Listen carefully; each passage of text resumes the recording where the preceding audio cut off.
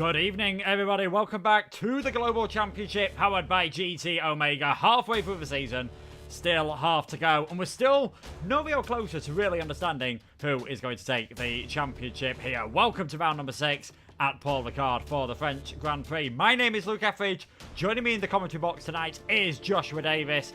And Josh, as I've just said, teams have shown promise throughout the way, but there's not really been one team who's dominated throughout the entire series so far. Yeah, hello everyone, welcome back to GGC. Yeah, absolutely, Luke. It's been a very topsy-turvy season, if I'm being honest. Obviously, we've had so many shock results as well, and we've really seen a lot of the, well, I say lower down teams. They're all absolutely fantastic in all the ways, but we usually see, well, we were expecting the likes of Race Clutch and also RHG, who are no longer with us tonight or this season, to run away with it. But it's been really, really close between the likes of Race Clutch and TF10, and also ADR2 have done really, really well with Lenny Papinta. So it's been really, really good to see them up the table. We'll see Shazoo doing brilliantly with their podium finish last time out at Saudi Arabia with Yone Dolson. He's been fantastic as well. So it's been really, really good to see the how everyone has been playing this season. Yeah, hopefully France should be no different. 4 rounds to go, and the title really heating up between Race Clutch, VSR, and also TF10. We have no idea who's going to win this title at the end of Brazil. Yes, certainly. If we take a look at the championship standings then, as they are looking at the moment, you can see there we have got VSR on top at the moment. They're on 102 points. Race Clutch on 87. TF10 are third on 82. They have won the last 2 races. You might remember they took a 1-2 on track last time out. Good to see of Alfie and Fabrizio Donoso, but Fabrizio on track penalty dropping him down off the podium places. Parnell looking good in 4 for Dictos. Went to that fantastic one, obviously, with Lenny Papinta scoring 51 points in 2 rounds. However, they've since dipped off a bit then. 8 FER in 6th place. Shazoo! Yone Dovzan showing some good form to put them into 7th. Then it is PSR, WOR and ET8 rounding out the top 10. I mean, we were saying just before the stream started, Josh, that yes, TF10 are third in the championship. They're starting to show a bit more promise now. And if it wasn't for post-race penalties, they would have won 4 out of the 5 races. So definitely, there is a form team. It's certainly the Spanish squad. Yeah, absolutely. TF10 have been fantastic this season with the likes of Alfie Butcher, who came in last week making his debut, won the race, of course, and obviously Fabrizio Donoso. We all know Fabrizio, he's absolutely one of the classiest drivers on the grid. He's absolutely fantastic wherever he picks up the wheel from. And also a lot of the other guys, Oscar Villacampa has been brilliant. Marcus Short has been fantastic. They've got a very, very decent squad of TF10, and also just recently Castle Lundy making his way to the Spanish squad. So we may see an appearance from him. Not quite sure. I think the transfer window has closed, so I don't think we'll see an appearance from him. But yeah, TF10 have definitely probably been the best team so far with consistency wise. Obviously it's just been unfortunate with the way the penalties have played out for him after the race, so hopefully they can try and keep it a little bit cleaner tonight, and they should be in to try and maybe challenge with VSR and Race Clutch for the top 2, top 1 even. Yeah, certainly. It's you know, they're going to be right up there. I think there's definitely now a few more teams starting to get into things. Shazoo are as well. Obviously we're starting to see a few more different good results from them. We're going to go through the drivers that we'll be seeing driving this week, and you'll be seeing them soon, very shortly. VSR, we've got Duncan Hoffland and Joost Noordijk. It's going to be Ruben Pedreño and Luke Smith now for Race Clutch. Was originally meant to be Patrick Sipos, Marcus Towler and Eduardo Hill for ET8, although I think Eduardo has joined the session just a bit too late, so unfortunately don't think he will be able to take any part in this session. Miklavcic and Martens for WOR. They've both got a qualifying ban from last time out. Lutton Crappy for PSR, Donoso and Butcher for TF10, McBride Warren for Parnell Racing, Pintel Atexia ADRT, and Puerto Izar for FER, Dovzan Marquis for Shazoo. And can't really blame TF10 for sticking with that lineup of Donoso and Butcher, because they did a fantastic job for them last time around. I think Josh is just having a few technical difficulties at the moment, so apologies for that one. We'll be over now. The session has, thankfully, we're not too far away from getting this underway, and I can tell you it is absolutely throwing it down out there. So it is looking like we are going to have an all-wet qualifying. So this is going to definitely cause some problems for all of the drivers. If we get ready there, you're heading out onto the track. Things looking very wet indeed at the moment. I think Josh is back, thankfully. sorry about that. My microphone just decided to pass out for some reason. Unfortunately, sorry about that, everyone. But yeah, finally back, and yeah, conditions are not ideal for this Q1 session. Full wet at France, which is probably not ideal for a lot of the drivers here tonight. But hopefully we can see a lot of them try and master their skills. Obviously, Sam McBride comes in for Parnell, making his debut tonight. Was supposed to race at Baku, but was switched out late on. So he now makes his debut at France. Massive congratulations and good luck to him. Obviously, we know how fast of a driver Sam is, so hopefully he can try and bring it tonight to TGC. Two PSR drivers out first. That is going to be, I believe, no, it's going to be Andrew Karapi first out for PSR, making his return to the tier. And obviously he's been the only one, well, all the drivers in PSR to make all of the races so far, so been one of the main choices for PSR tonight. So hopefully he can start his first qualifying session off with a bang. Caden Lutt also joins him in the second Haas car after Harvey Cohen is going to be replaced. Obviously having a brilliant Saudi Arabia Grand Prix, Harvey did, getting that P5, but Andrew Karapi about to start his first flying lap at France, and the first flying lap at France for TGC.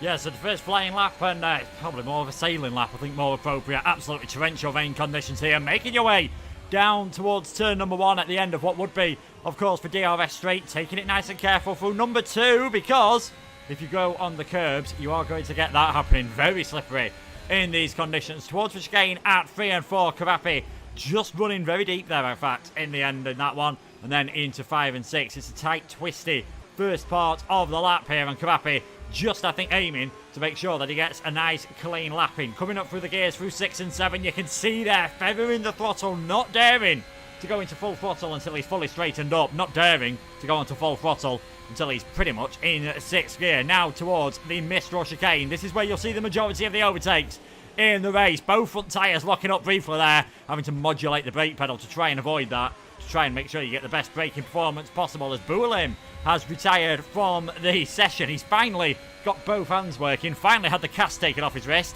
It looks like he's crashed out there on circuit, just coming out of the final corner, and that's a massive side through Signes from Andrew Karapi. They're really finding it difficult out there at the moment, unsurprisingly, in these conditions. I think we're going to see multiple laps, as we usually do, from all of these drivers. We believe it is going to be dry conditions for the race. It is going to be cloudy.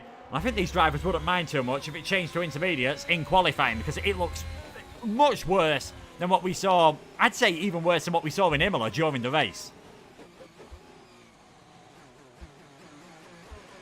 Yeah, Imola was definitely terrible, and it was almost pitch black, and we had a few virtual safety cars at Imola. This looks a little bit worse. Andrew Karapi 42.982. We'll see that massive mistake at after the Mistral straighters across the line. One of the Shazoo drivers, I believe, not sure who it was, about to cross the line. They do not improve. Caden Lutt about to cross the line. Can he go any quicker? Yes, he can. He can almost go a second quicker than his teammate. 41.908 for Caden Lutt. 2 Parnell boys are Sam McBride in P2 and Dylan Warren in P3. Look how close the Parnell boys are, 1,000 between each other. Then Ruben Pedreño knocks him out the water, quite literally. 41.826 for Ruben Pedreño. He tops the timing sheets, but Dylan Warren and Sam McBride separated by less 1,000 second, almost 3,000 of a second. Luke Smith with about a 7/10 improvement to Ruben Pedreño. Brilliant to see. Fabrizio Donoso puts it into P2, 41.303 for him. The track is getting that little bit quicker, but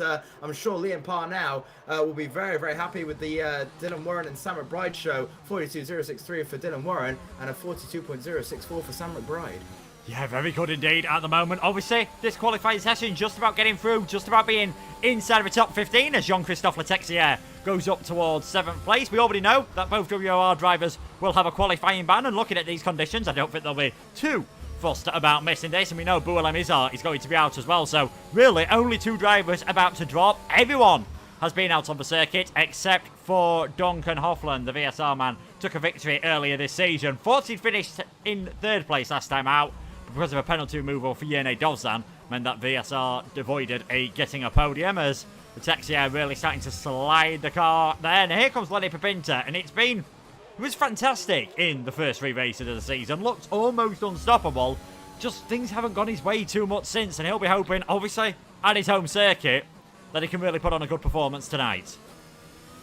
Yeah, absolutely. Lenny Pipinter, Jean-Christophe Texier, all celebrating their home races tonight. So massive good luck to them. Obviously, ADRT are the French team. But yeah, he's had such a great season so far, Lenny Pipinter. It's just been unfortunate these past couple of rounds. Obviously, getting almost pole position at Austria. Did get the Grand Chelem at Imola with pole position, fastest lap, and the victory is Alfie Butcher going even quicker, 40.981. And just look at the rain and look at the clouds. It's almost identical to Imola, how much it's chucking it down and how dark it is on the track. But Alfie Butcher is the first one to break in to the 1:40s, and absolutely a fantastic driver we have on our hands here. Alfie Butcher, definitely one for esports in the future, no doubt about that. He's been absolutely fantastic on the Xbox platform, and he's carried that on into PC, a bit like Jake Benham, if you like. He's just been a duck to water on PC, so it's great to see him up there on the top step. I'm not sure who is around the final corner. I think it's one of the Williams drivers. That might be Letexier, and it is going to be Letexier across the line,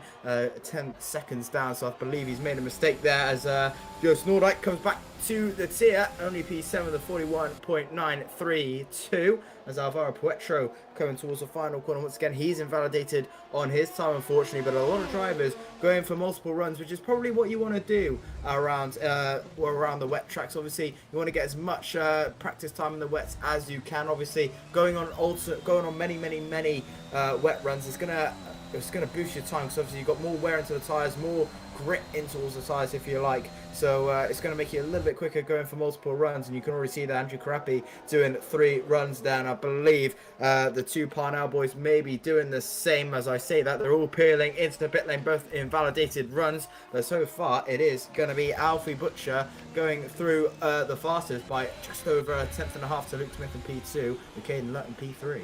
Yeah, looking up, I mean, that time, astounding. Well, we thought the one by Luke Smith was astounding. It was 6/7 of a second faster than everyone else when he set it. Caden Lutz got close. Alfie Butcher has beaten that. Surprised to see Donoso not going into the pit lane. We're about halfway through the session, so a lot of drivers have done their first run on the wet tyres. And let's not forget, you don't get too many sets of the wet tyres in a full qualifying session and then towards the race. We're not expecting them to need any in the race, and obviously they don't wear out as much. So this is why you can see multiple drivers setting multiple times. Duncan Hofland has gone out later than everyone else.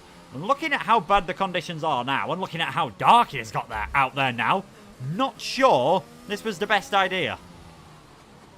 No, definitely not so far, and it's not been very ideal conditions not to be so. But Luke Smith is going to go for one more, but he's about 3.5 tenths down into section 1, just sliding through those corners. He's just got absolutely no grip on that Alpine car, and it's just so difficult conditions at the moment with how much dampness there is on the track. Obviously, Imola was absolutely atrocious, and I think this has probably leveled it so far. Imola qualifying was very, very nice, but the race was absolutely atrocious. Hopefully we can probably get a dry race this time around. I believe Luke Smith has decided to back out of that one. Sector 2 detection zone, he has 1.5 seconds down. Eduardo Gil also on a lap. He's about a tenth and a half up into Sector 1. How's the Sector 2, though, is the question. 3 tenths down. Just shows how much you can lose in that Sector 2 if you just mess up ever so slightly through the middle part, well, near the end part of Sector 1.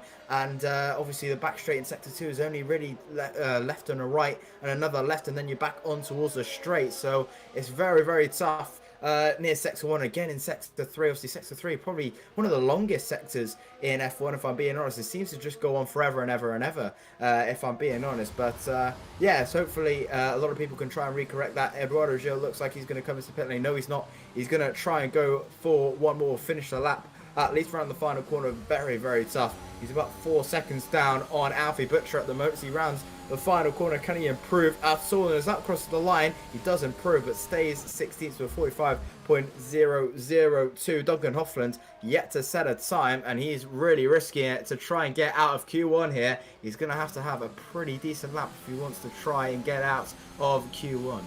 Yeah, he is. He's probably only going to get this set of tyres, and that is going to be it. There are only 18 cars at the moment, and that is because both WR cars do have qualifying bans for separate rule infringements in the last round, so they'll be starting in 19th and 20th as Duncan Hofland heads towards the line. And yeah, this lap only good enough to put him up towards 16th at the end. Half a second off. Yone Dovzan about 6, so half a second, yeah, off of being safety in this session. Alfie Butcher, Luke Smith, Caden Lott, Donoso, Pipinter, your top 5 at the moment. Barely anyone out there on circuit. You've got Duncan Hoffland, who, to be fair, might have a few laps here to try to build his confidence up. Needs to find half a tenth of a second. I reckon all those towards the top end of the order could be pretty safe around here. Looking how the conditions seem to have got a bit worse, I'd be surprised to see too many more drivers get even possibly into the 141s. Could be a challenge. Yeah, it's going to be very, very tough for a lot of these drivers near the end. And obviously, Duncan Hoffland only 16th and about, how much is that? About 5/10 off Yone Dovzan for safety. But even that, I don't think it's going to be enough. Maybe it might be enough. I don't think many people will try to go for one more. Harlan Marquis is out there for Shazoo. Eduardo Gil pulls it into the pit lane. So it's only Duncan Hoffland and Harlan Marquis up there on the track so far. Duncan Hoffland is going to go again, though nevertheless he makes his way towards the right hand. A little bit of a wobble on exit, as you probably would assume so in these very tricky conditions. Through towards the left-hander, up in towards 5th gear. A little bit of a wobble once again. You can't really take those dry lines in the way. It's just going to cause so much hassle on towards the car and in towards the final corner. How will Duncan Hoffland take this one in towards 4th gear? Really feathering the throttle as much as you can and onto the throttle as early as you dare to try and get a good run to the line. And across the line, does get out of the bottom 3 in the end, which does knock Yone Dovzan down. But interesting, Andrew Carapi and Ruben Pedreño electing for the intermediate, so it may be getting wetter out there. I still don't think it's time for the intermediates, but interesting that they're deciding to do that, but immediately turn off to them. Yeah, you can't really see a dry line at the moment. There's a few drier tyre tracks where possibly, drivers have been going a bit too heavy on the throttle, and there are plenty of puddles offline as Harlan Marquis just coming through sector 3 right now. Shazoo not looking like they're having the best of sessions, 13th and 16th. And yeah, Marquis just having to be so careful. He's taking more karting lines, which, to be perfectly honest, don't really work too much on this game. Yes, they do allow you to get the car straightened up and you get a benefit from that, but it's not like real life where you are obviously wanting to avoid the rubbered in parts of the circuit as much as possible. And I think Marquis maybe just warming up on this lap and going for another proper run at it. Butcher, Smith, Lutz, Donoso, Pipinter, all just waiting in the pit lane at the moment, just in case we see some massive improvements. Nordyke and Warren deciding to go out there. It's always a bit of a risk to do this because you can find the wall. We've already seen Izzar do it. But on all the circuits, this is probably the one where, Izzar was a bit unlucky to find a barrier. There's normally a good... I always say you can almost get to Belgium before you hit the wall at some parts of this circuit.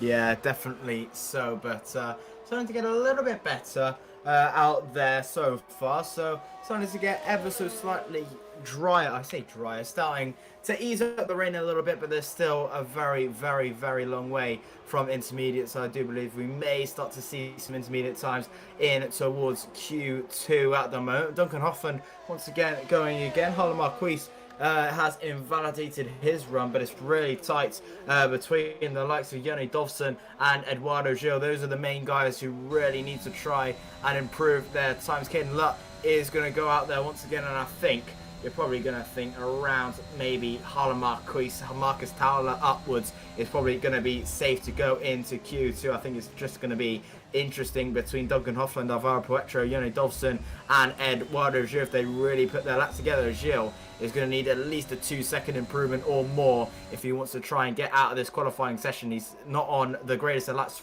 4 seconds down on Alfie Butcher, about 1 and a bit tenths to Alvaro Poetro in the Alfa Romeo. So he's really going to have to put a lot of effort into this next qualifying lap if he wants to try anything special and get ET8 out of that bottom 3. His teammate Marcus Dow, that should be fairly safe, but is going in again nevertheless. Everyone out on track at the moment, apart from Boulam Izzar, who's obviously crashed out near the end, but it's going to get very, very interesting with about 2 minutes left to go in the session.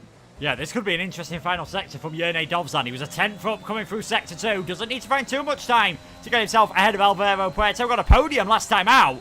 Shoots himself up to 10th place. Finds 1 second in the final sector. Now, He did only get one clean run earlier on, so I'm not sure whether he made a mistake in that final sector on a previous run, or the track conditions are improving and are just allowing drivers to find a lot more time. Marcus Towler's just started his lap. You've got Joost Noordijk finding some improvements. I think that's Alvaro Puerto coming through the final part of the circuit. He's a second up as well, so maybe the track conditions are now just starting to improve, and this is the time to be out there on the circuit. And there we go, Puerto shoots himself up towards 6th place. Are things just drying out that tiny little bit and giving people that opportunity to go a long, long way up the order? We've got Donoso or Butcher just coming through the final corner at the moment. One of the PR cars is coming around that final corner as well. That's going to be Dylan Warren. He's 3 tenths up of a second at the moment. So let's see what he's going to do as Dylan Warren heads towards the finish line. And I think we can take what we said earlier on out of the window. Even Alfie Butcher might be in a bit of trouble here if he invalidates his next lap, because times are starting to come down thick and fast. Yeah, starting to get ever so slightly drier here. I say dry, as I said before, starting to get a little bit better with the conditions. 30 seconds left. No one will go for the intermediate so far, as Yoni Dawson, I believe, about to cross the line. No, that was Harlan Marquis, shoots himself up into P8. Brilliant time there from the Shazoo driver. Fabrizio Donoso and Alfie Butcher just starting their laps as Ruben Pedreño shoots himself into P2. Here comes, I believe, Caden Lutz. He's invalidated his time. He's going to try and go again. One of the Pioneer boys about to cross the line. That was Sam McBride. He's just about to cross the line now, I believe. He's invalidated once again as Lenny Pepinta really shooting himself there up into P5 just as the clock strikes 0. Here comes Andrew Karapi. Needs to get a good lap out, otherwise he's out of qualifying. P13. It's going to be very, very tight from there. I believe that's Houston Alldyke. No, that's Duncan Hoffman, sorry, coming in towards the pit lane. Luke Smith is about to come towards the final corner. 3 tenths up on his personal best. This is looking good for P1 as it stands. Round in the final corner comes the British man, PSGL F2 champion a long time ago. Across the line, 40.649, and the times are really tumbling down. And it's Luke Smith on pole position so far. Eduardo Gil about to cross the line. He is out of qualifying, cannot improve. Here comes Alfie Butcher. No, that's not. That's Fabrizio Donoso across the line. What can he do in the Ferrari? Only P3, 41.028. A brilliant lap time. Nevertheless, Dylan Warren about to cross the line now. 10th and a bit up across the line. P5 for Warren, and it's getting faster and faster and faster as the time ticks by. Jan Christopher Texier about to cross the line now, and the other ADRT machine across the line he comes. Can he get himself into the top 10? Yes, he can. Here comes Joost Noordijk. Really needs a good lap, otherwise he'll be out of qualifying. P8 is good enough for him. Here comes Yoni Dawson, I believe. No, that's not. That's going to be Harlan Marquis. He stays P12. A brilliant lap time nevertheless, as Ruben Pedreño about to cross the line once again. 10th and a half up across the line, and it's a race clutch 1-2 in towards the 1-2, and Sam McBride across the line. He's in the bottom 3, needs a good lap, otherwise he's out of qualifying across the line, and it's good enough for P11, and it is going to be safe going for Sam McBride, but it is going to be Andrew Karapi, Eduardo Gil, Boulamazar, and the 2 WR drivers who are out in Q1. Yeah, it is indeed. Just Karapi not able to find enough time, and it turned out to be that situation. If you're one of the first cars to cross the finish line to finish your qualifying run, you didn't really get the best of the track improvements. So Karapi there down in 16th place. Puerto just sneaking through as well, and Sam McBride made a slight mistake coming through the final corner. Still managed to make his way through. So it is going to be Andrew Karapi who we lose alongside Eduardo Gil, Boualam Izar, and of course for 2 WR drivers of Jona Martens and Primoz Miklavčić. They'll be starting from the back row of the grid. Luke Smith fastest though in that session. Sometimes you see bigger gaps in the wet conditions, I should say. Definitely not this time. Fantastic job by Luke Smith to qualify, well, first in the first part of qualifying. Pinto second, Pedreño in third. The 2 TF10 drivers rounding out the top 10. And you can see further down the order there, it is Karapi, Eduardo Gil, and Boualam Izar. Those 3 drivers out of qualifying in Q1. Wouldn't be surprised if they now leave the session and maybe get a bit more practice in. And I suppose one positive from that session is things definitely look like they were improving weather-wise towards the end. So fingers crossed, we might get to see some dry running before the end of qualifying. Yeah, definitely. So we may absolutely see some dry running. Hopefully we may do. Starting to get a little bit better throughout Q1 there. So we may see the intermediates being used later on in Q2. We may see a very, very small part of the dries, maybe mid Q3, but it's going to be very, very tight to see who gets the lap time first. And I wonder if anyone may even try to go for an intermediate run in Q3, if it will be a dry session. About to go into Q2 now. What will the weather like be now? But it's still raining, but easing up. So we may see the intermediates being used. Just having a look on the tyres, there's still a few people on the wets, but it's getting a little bit better in the pit lane. But everyone else now starting to switch to the intermediates, so maybe the intermediates are just going to be that little bit better now.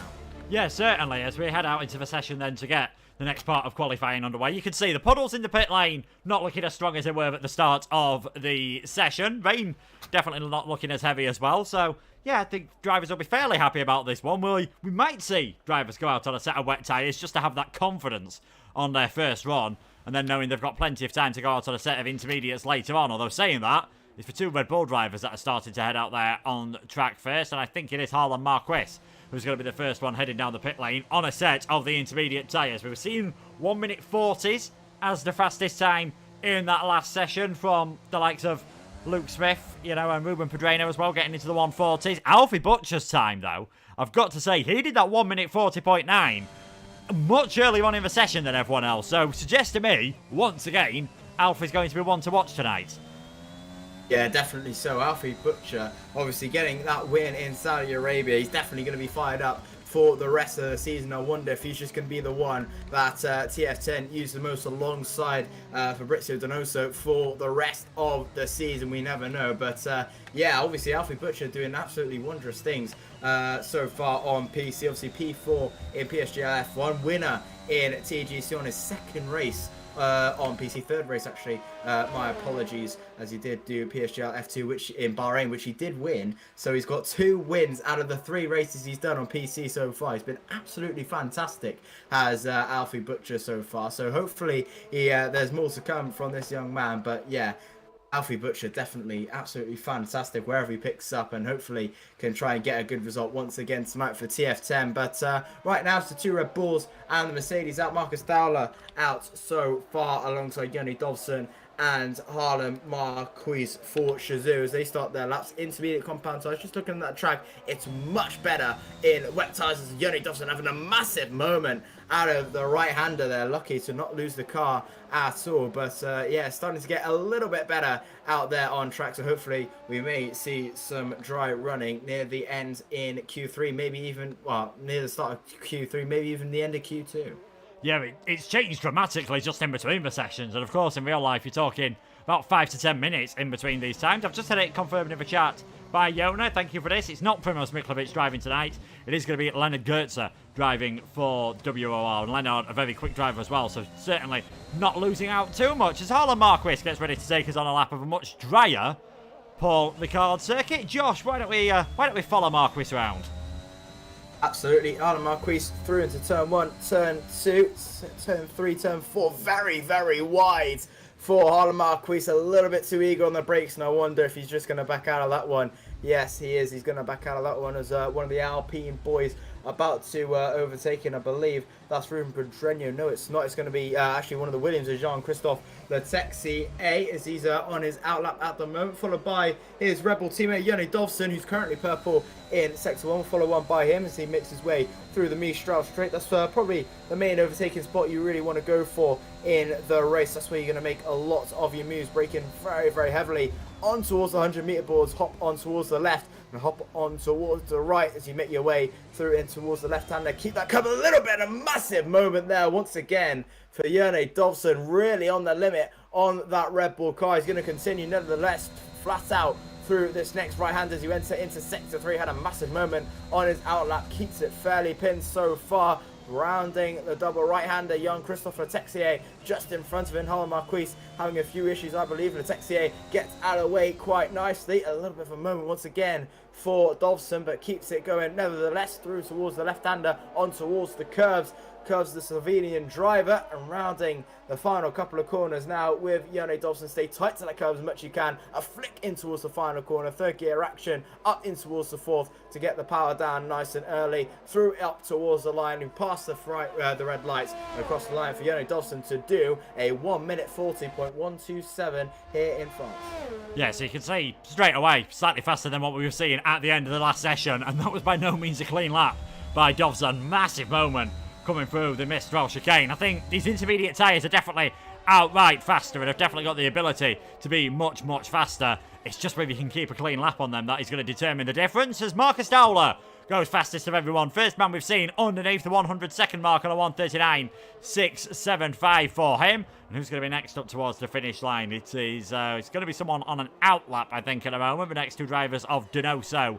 And it's going to be Caden Lutz. Sam McBride, he's invalidated on this lap. Dylan Warren, though, hasn't. Dylan just hoping to keep it nice and clean. And Parno Racing, they've always been there or thereabouts in qualifying. It's just they've had an occasion, bad luck on races. Got a podium last time out as oh no, Donoso was on a hat lap and goes fastest of everyone on a 1:38.974.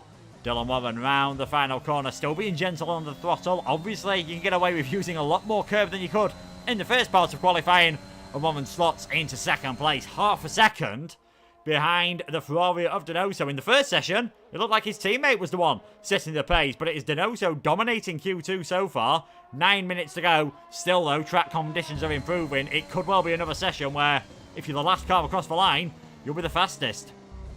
Yeah, definitely. So it's going to be that time once again. Few yellow flags in sector 3. Just, I believe that's one of the Alfa Romeos just getting out of the way. That's Alvaro Puetro letting Alfie Butcher through, I believe. As here comes Yone Dobson on his next flying lap. Goes even better than his current best. Just under a second clear. 39.193. Really up there with Fabrizio Donoso. A great lap there from him. Here comes, I believe, Astani Pepinto running the final couple of corners. He's invalidated on his lap. Here comes Alfie Butcher. And look at that. Brilliant lap time there once again from Butcher. Clears his teammate Fabrizio Donoso by 3.5 tenths of a second. Brilliant lap time from the Ferrari driver. As here comes Luke Smith once again round the final corner, invalidating once again Fabrizio Donoso. Will he go for another lap as he makes his way through the final couple of corners? He will go for that extra lap. Round in the final corner comes the Chilean driver, F1 Esports runner-up in 2017, currently getting beaten by Marcus Dowler and Alfie Butcher. Can he put them in their place? Round in the final corner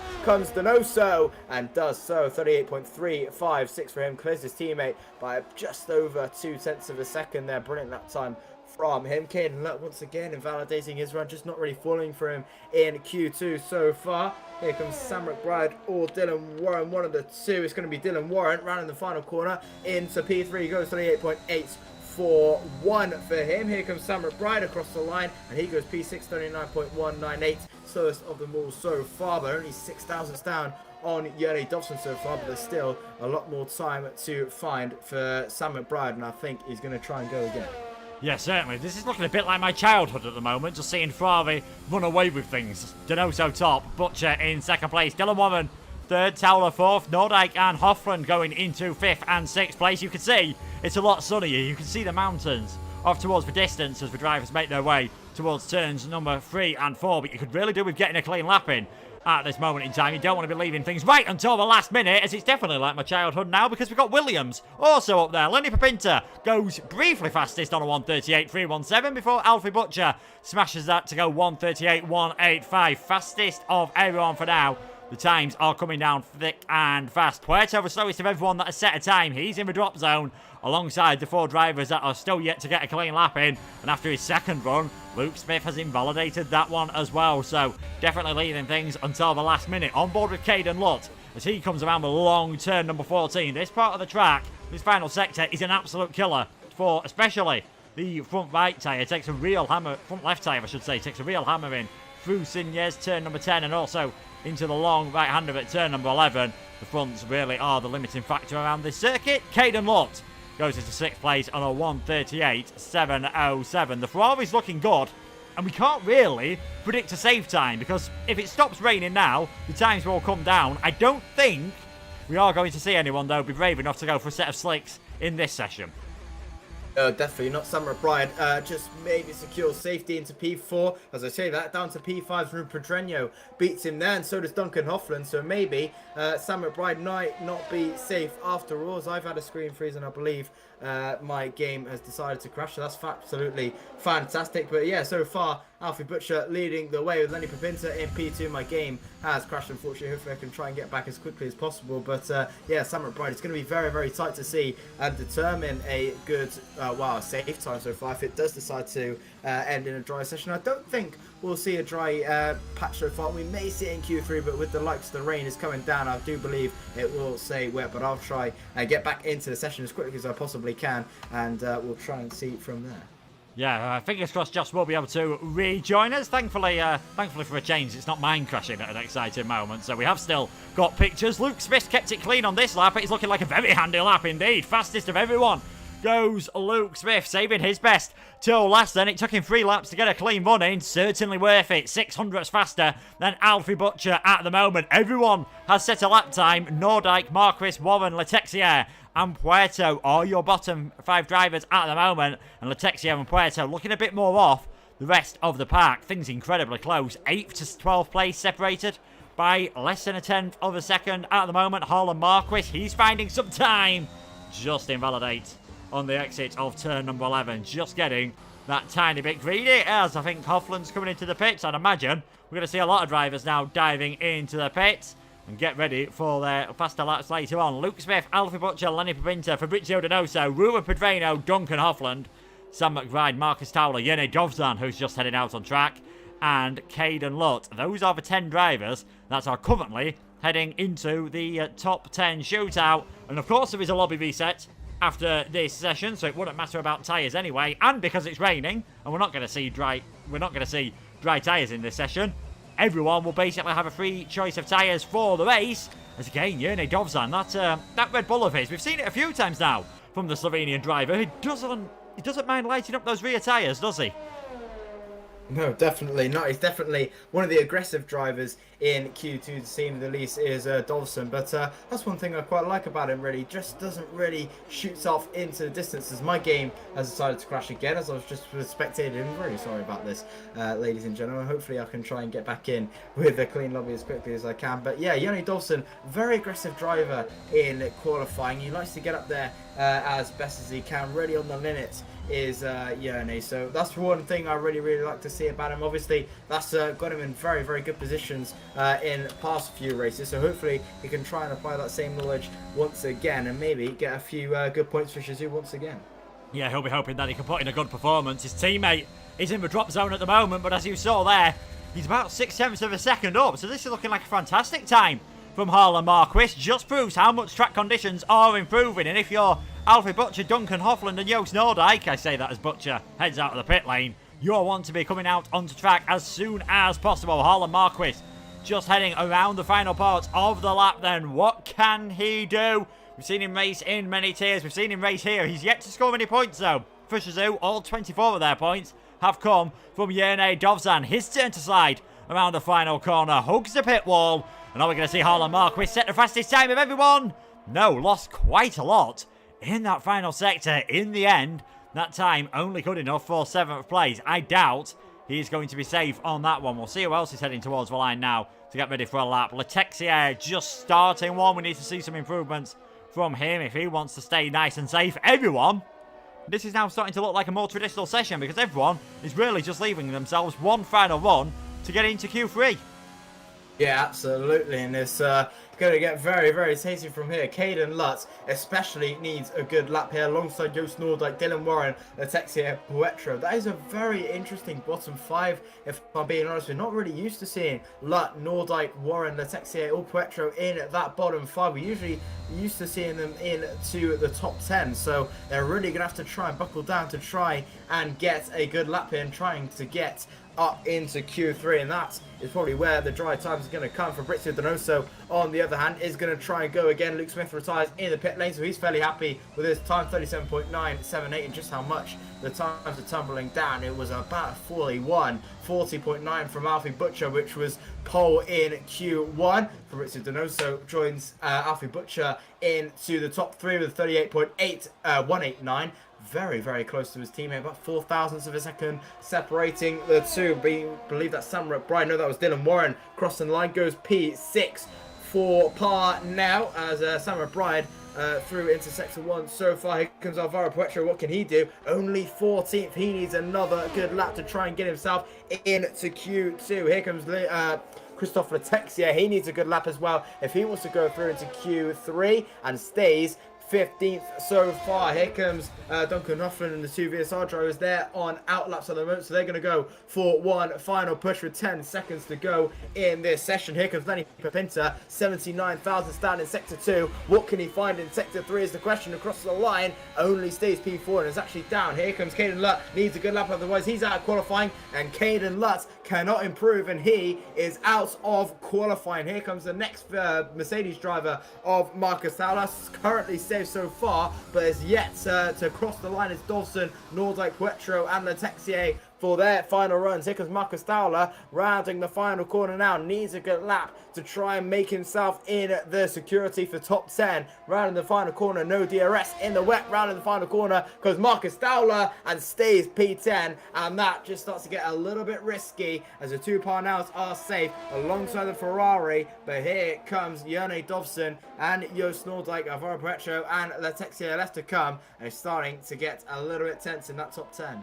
Yeah, it is indeed, and Jone Dovzan is 2 tenths up at the moment, so Marcus Towler looking in big, big trouble. It all depends on what can the Red Bull driver do around the final couple of corners. Judging by the session so far, you'd imagine it's him and Nordyke are going to be the two to watch out for. Outside the top 10, I can't see Puerto and Letexia finding not enough time, if I'm being honest. Dovzan goes up to 5th place. Fantastic lap from him, as we see Puerto actually does go up to 8th. Why?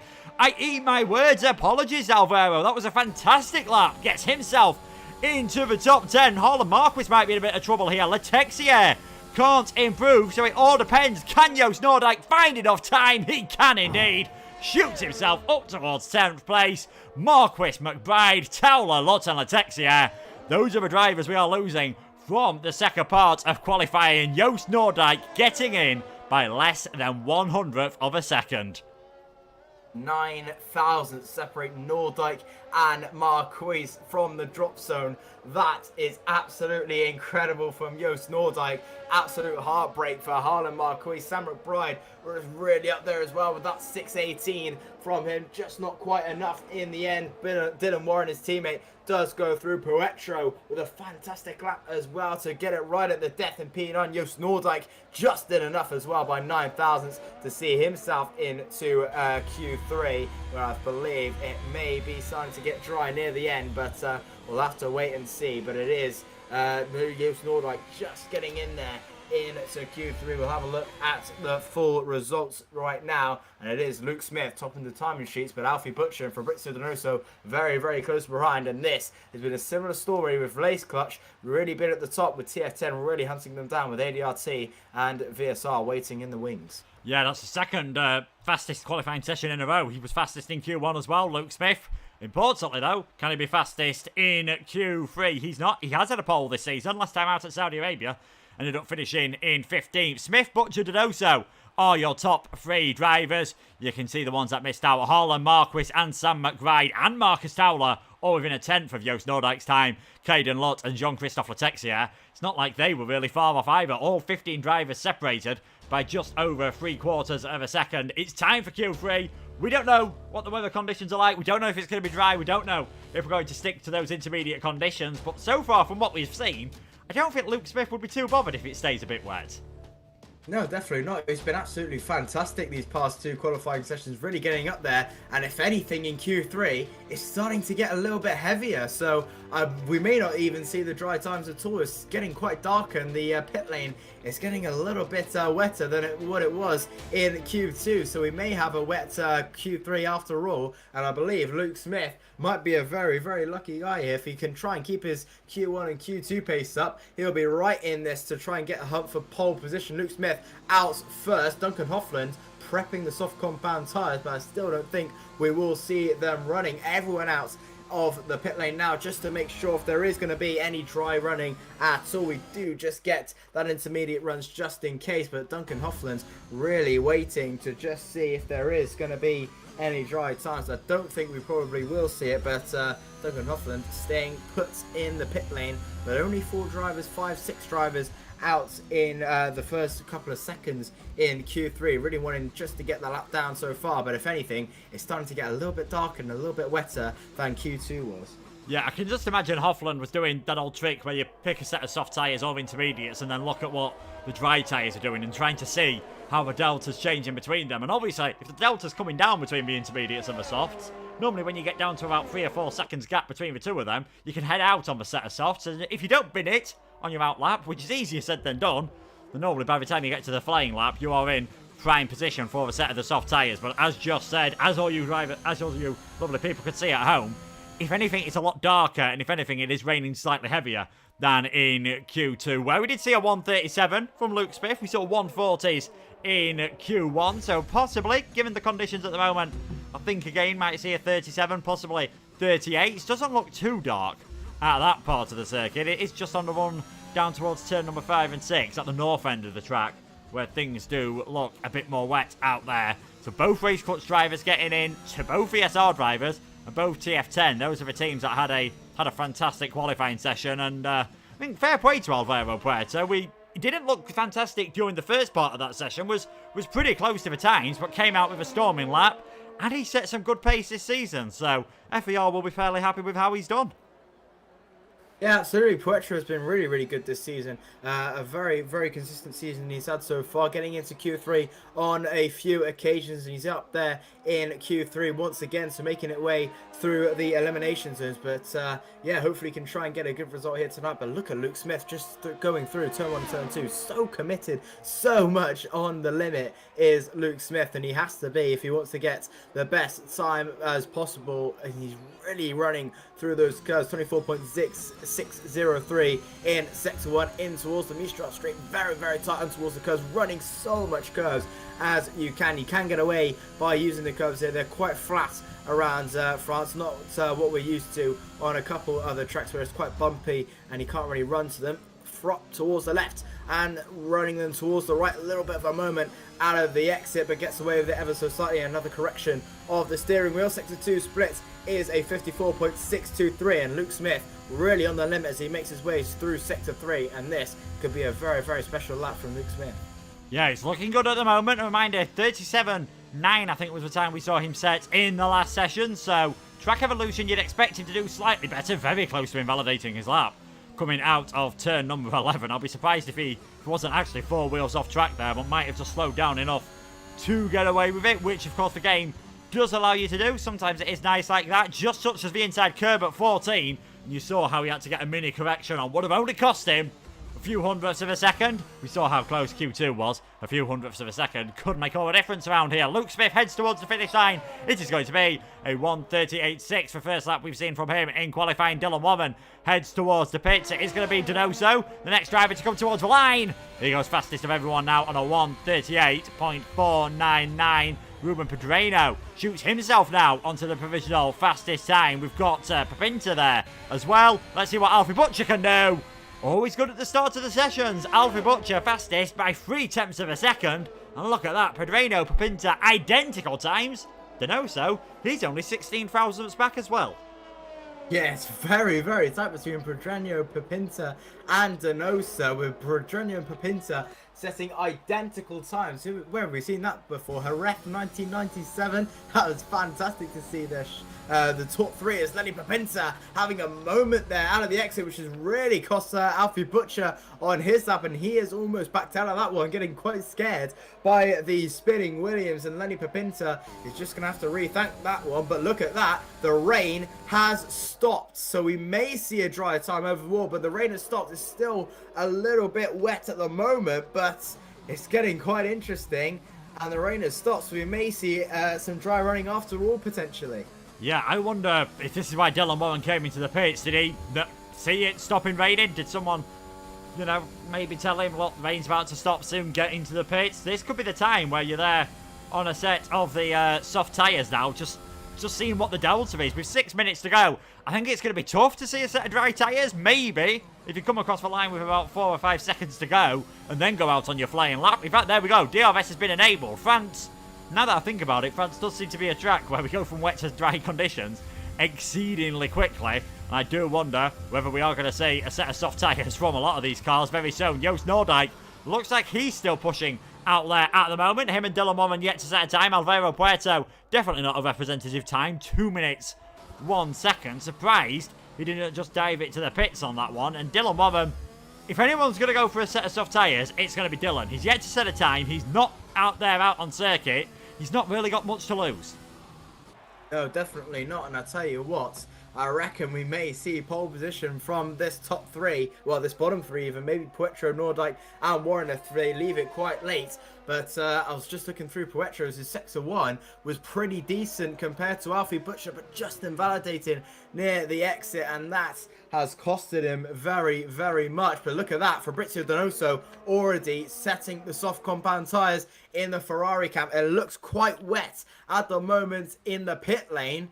But we'll have a look at Alvaro Puerto just to see what it's like on track. It's still wet in patches, but it's like that intermediate sort of rain, if you like, well, those in conditions where it's not quite wet enough for the wets, but it's not quite dry enough for the dries. And if you go off track, you are going to be skating everywhere. It's getting drier by the second. Obviously, it gets quite dry near the end of this game. And look at that in Sector 3. It's almost bone dry at the moment. So I think we will have some soft runs. But it's going to be very, very nip and tuck to see what we'll see in the dry times nevertheless. But Fabrizio Donoso, the first man out on the dry compound tyres. And we will see some dry times coming in.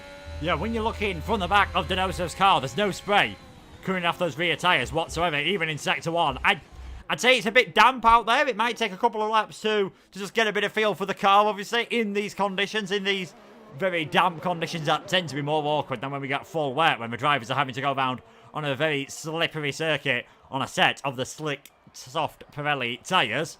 And the two Ferraris deciding, I think quite wisely, to just get out earlier on here. Yes, they might not have the best tyres towards the end. They might have put a few laps in them.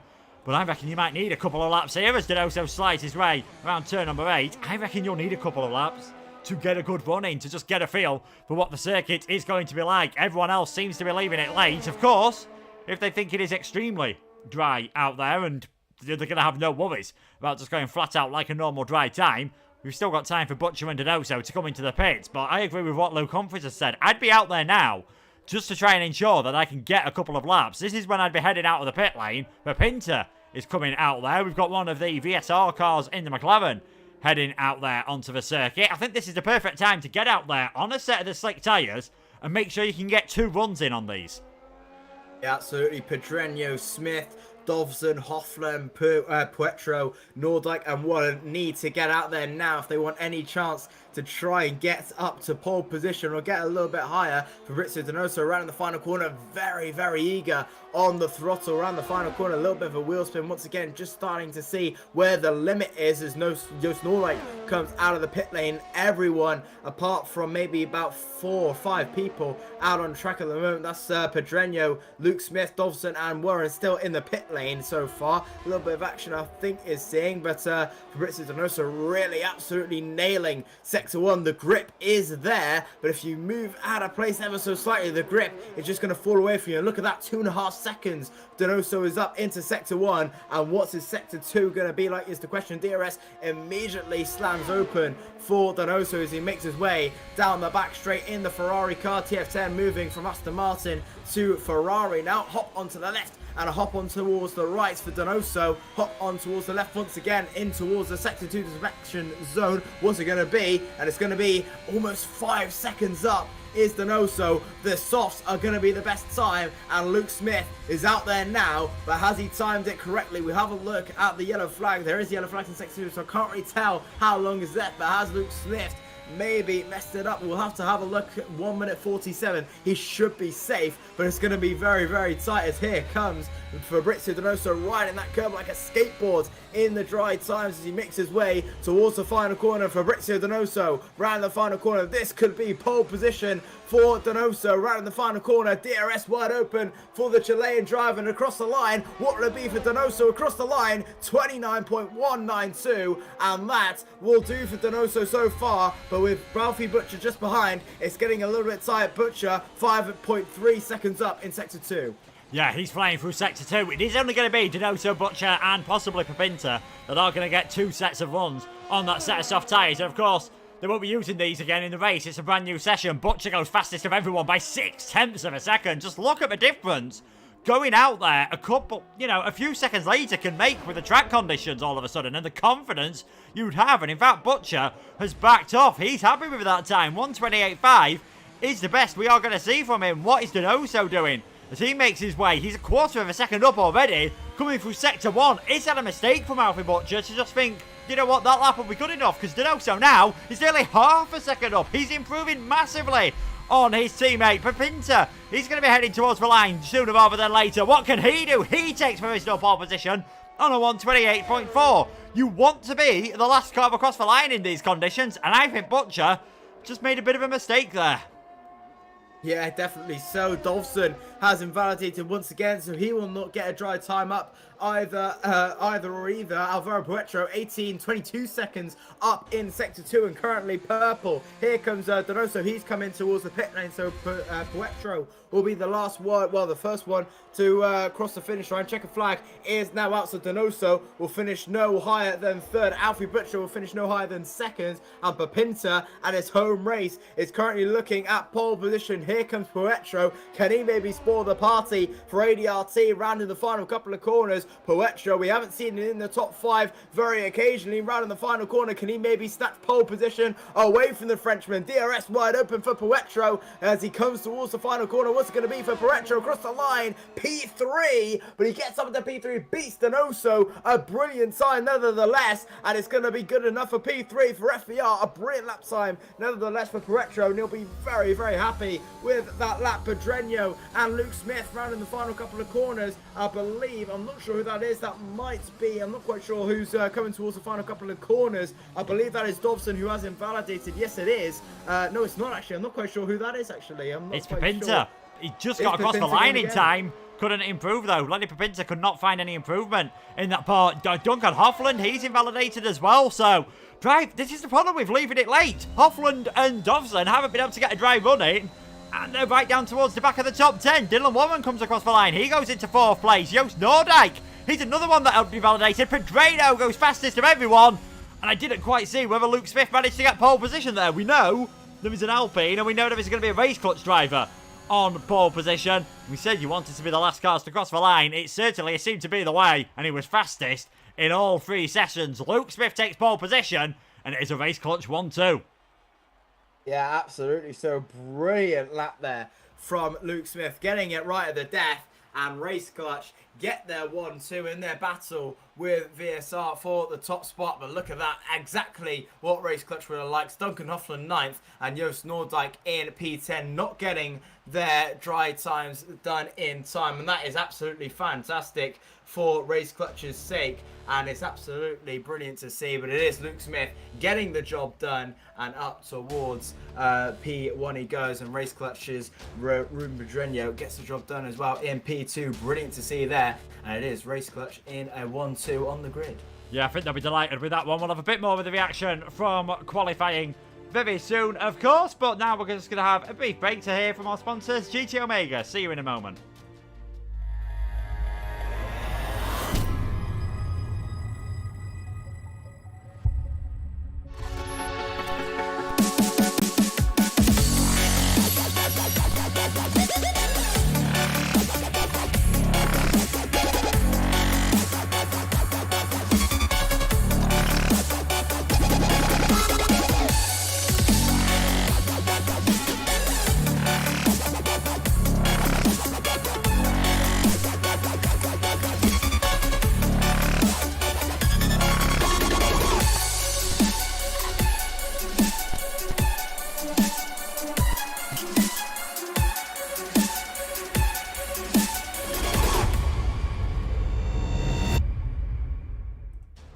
Yeah, so a brilliant qualifying session then for Alpine. Of course, Alpine's home circuit and Race Clutch's home track as well. Luke Smith on pole position. Ruben Pedreño in 2nd place there. With VSR starting down in 9th and 10th, that's been an ideal qualifying for them.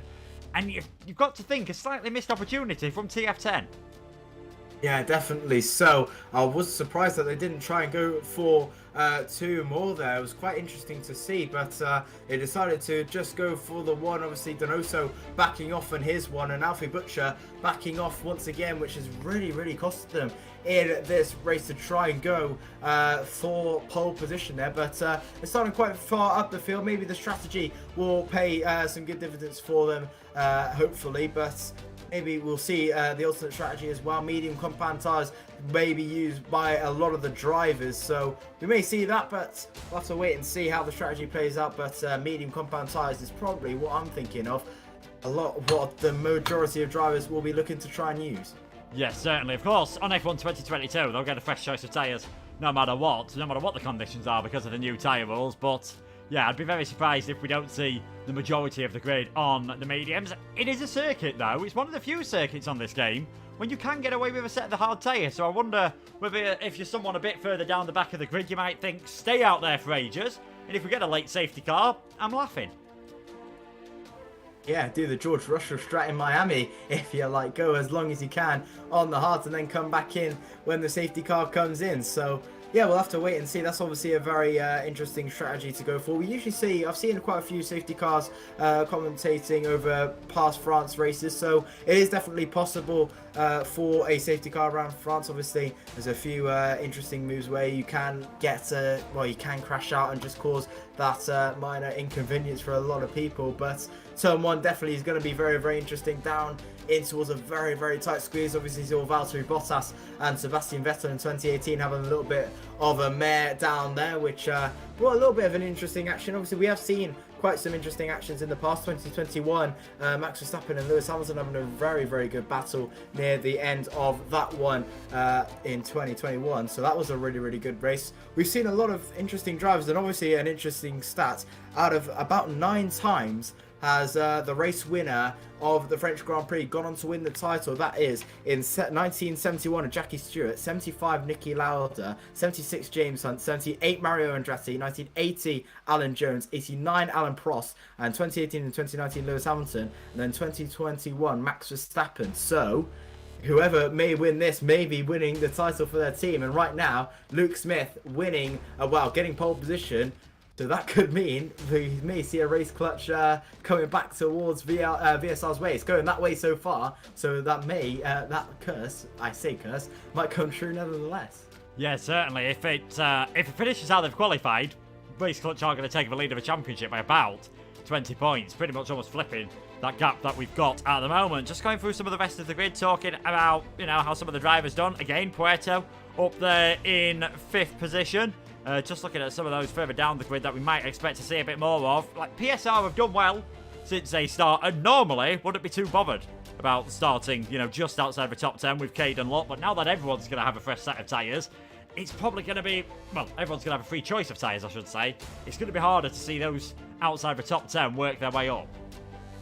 Yeah, definitely so. It's going to be very tough for the bottom 10 to just try and get some good points. Obviously, there are a few overtaking opportunities you can do, but you've got to really be brave and really commit to those moves if you can. So, and obviously, with it being a rainy session, that's pretty much game over for the alternate strategy. Everyone will be trying to go for an alternate strategy in any way, shape or form. So they're really going to have to push very hard right from the get-go. So they're going to have to really try and see what they can do at the start. But it's going to be very tough from there for a lot of the drivers just to get up there in the top 10 from the bottom 11. So we'll have to wait and see what they can do. And obviously, we have seen some brilliant racing in the past from the back of the grid. Obviously, Duncan Hoffman last time around qualified P19 and got up on towards the podium in Saudi Arabia, and that has even less overtaking opportunities than France. So it's definitely possible, whatever that happens. But we'll have to wait and see as we're about to get into the ready. Just waiting for one more person, so we should be getting racing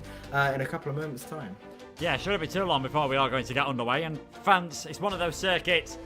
Apart from the 2021 race, I think if we're being honest, 2018 and 2019 weren't exactly the greatest advert for Formula 1 and the French Grand Prix, but on league racing, always seems to provide good action. You see, obviously, the moves down into the Mistral chicane. We've already spoken about turn 1 being an awkward opportunity, and that final sector, you can see plenty of side-by-side action, and if you're feeling brave, even the final corner is a possibility for an overtake. If anyone goes for it there, though, you've got to be very reliant on the car next to you being nice. Otherwise, it's almost certainly going to end up in some contact. Yeah, definitely so. And as I said, yeah, you're going to have to pick your moves very, very, very carefully if you want to go for a move. Mistral straight is probably the best overtaking opportunity, but you've got to be very, very close as well to maybe try and go for a move. You've got to be really in the slipstream, maybe alongside just before the 200-meter board if you really want to try and have a look for a move, maybe even earlier if you can. So you're going to have to really pick your spots very, very carefully. That's really about it with the overtaking opportunities. Obviously, when it gets tight, you can go for it down the final corner. We saw Jano Otmir and also Danny Moreno back in season 29 of PSGL having a little bit of a ding-dong battle at the final lap of that final corner. So it's definitely possible to try and go for moves there, but you're gonna have to pick your spots very, very carefully around here. Yeah, and there's the other thing which I think tends to affect lower tiers, but you never know whether it will affect things tonight. There's so much runoff area, it's very tempting for the drivers just to get a bit greedy and just to get some track limit penalties. So I wouldn't be surprised if we see a large amount of the field get track limit penalties. We saw how it cost Denoso a chance at a brilliant win last time around. We could be in a similar situation here where, especially if we get a late safety car, you keep it clean, don't get any penalties, you could have a brilliant chance of getting a superb result. We saw plenty of invalidations in qualifying, probably more down to the wet conditions more than anything else. Yeah, definitely so. It's definitely going to be interesting what happens nevertheless. So, yeah, it's going to... Well, I think all I can say really is let's get racing as soon as we possibly can. I think we're just waiting for the grid to just start to line up and everyone is in the correct spaces. So, it's going to be a very, very interesting one. And maybe... well, we've definitely seen that the race is going to be dry. Obviously, we've seen in qualifying that a lot of the drivers reported that is going to be a dry race. Whether it's going to be dry for the remainder of the race is anyone's possibilities. Looking overcast at the start, so we may see a little bit of a threat of rain near the end, but we'll have to wait and see. It always spices it up. A little bit of rain in the race has definitely spiced up this qualifying session, so hopefully from our commentary side of view, it does get a little bit tasty, but hopefully for the driver's sake, it does stay dry for just that long in the race. Yeah, I think we are expecting it to stay in this sort of dry, partially cloudy, which might just help cover track temperatures a tiny bit and might just make the tyre life that bit longer. It is a circuit now where you do still see the one-stop strategy more often. The two-stop is doable, but not really as much of a gain as it would have been on previous games. So I imagine most of the drivers will be aiming for that one-stop and probably aiming, I think, as Josh has already mentioned, for the medium-soft strategy. We shouldn't be too long before we are getting underway. I think we are now just starting to see the final drivers readying up, and seeing as Yona, the host, has readied up. I think that says the grid is nice and good. Race clutch looked fantastic throughout all the qualifying. Luke Smith did it on the wet tyres, did it on the intermediates, did it on the dries. Can he claim his first victory of the season? We'll have to wait and see. Luke Smith has really, really been up there in the past race. Just didn't go his way. And Saudi Arabia was leading with his teammate Simon Perigny, but just didn't go his way. Near the end, a little bit of a collision happened, but hopefully he can try and get his maiden victory tonight. It's definitely been coming for a long time for him to get a good result, getting that podium, obviously in Imola, and that has just been really unlucky from that one onwards. So hopefully he gets up onto the podium again, and maybe we'll see a race win from Luke Smith at the end of it. Yeah, there is a poll in the chat about which team you think will be leading the championship by the end of tonight. Do you think it'll be VSR, Race Clutch, or TF10? A reminder, to finish how they start, it will be Race Clutch, but VSR still getting quite a lot of support out there, and I don't think we can write off TF10, as we've mentioned. 4 out of the 5 races so far, they've been the first cars across the line, or the first cars after the in-game penalty has been applied. It has only been stewards' decisions that has cost them on 2 occasions, and Alfie, again, looking like a really promising talent. We've just seen, obviously, Fabrizio Donoso is moving to Ferrari Esports. That is why they're now racing as Ferrari on the game. But Alfie looks like certainly tonight, looks like he's got the measure of his illustrious teammate. Yeah, absolutely. We were speaking about it before. Alfie Butcher, definitely one of the futures of F1 Esports. I actually didn't know that Fabrizio was moving to Ferrari, so that's a little bit of news for me. I might be quite late to the party, but it's a little bit of news for me, but we'll have to move on with it nevertheless. Congratulations to Fabrizio, however old that news was. But yeah, Alfie Butcher getting the job done though on his Ferrari teammate. 4th place for him and 7th place for Fabrizio, so he's really going to have to push a lot as Fabrizio just to get up there. Obviously he's got Dylan Warren and Alvaro Puetro in front front. Two very, very good drivers on their day to try and stop him in that charge. But Alfie, Lenny Pepinta, Ruben Pedreño and Luke Smith in front of him, obviously beaten a lot of these drivers in the past. Won in Saudi Arabia, so he can definitely win it again. So we'll have to wait and see what goes on. But Alfie could definitely be a dark horse in this race. But so can anyone in this grid, if I'm being honest. With the softs not being used at all from anyone at the start, it's all into the hands of God, if you like. Now a lot of people speaking about that in the chat, but it's all in the hands of God, and see what happens in this 27 lap race. Yeah, certainly. I don't think we're too surprised to see anyone, not many on the soft tyres. We didn't even talk about Lenny Pepinta. He seems to have found his form again. What can he do at his home circuit, at the Paul Ricard circuit, Le Castellet? 5.842 kilometres, 3.630 miles, 9 turns to the right and 6 to the left. And those 2 DRS zones, with the one down the Mistral Straight being the one that we'll see the most overtaken action. And Mr. Pepinta has gone for something different. He's the only driver in the top 7 to have gone for a set of the hard tyres. Himself, Dovzan, Letexier, Carapi and Eduardo Gil have all gone for the white wall tyres. Everyone else on the mediums. Not too surprised, as we expected to see a few further down the order going for the hard tyres. Interestingly, that Pepinta has gone for them. Clearly perhaps not feeling as confident on his tyre management as some of the others.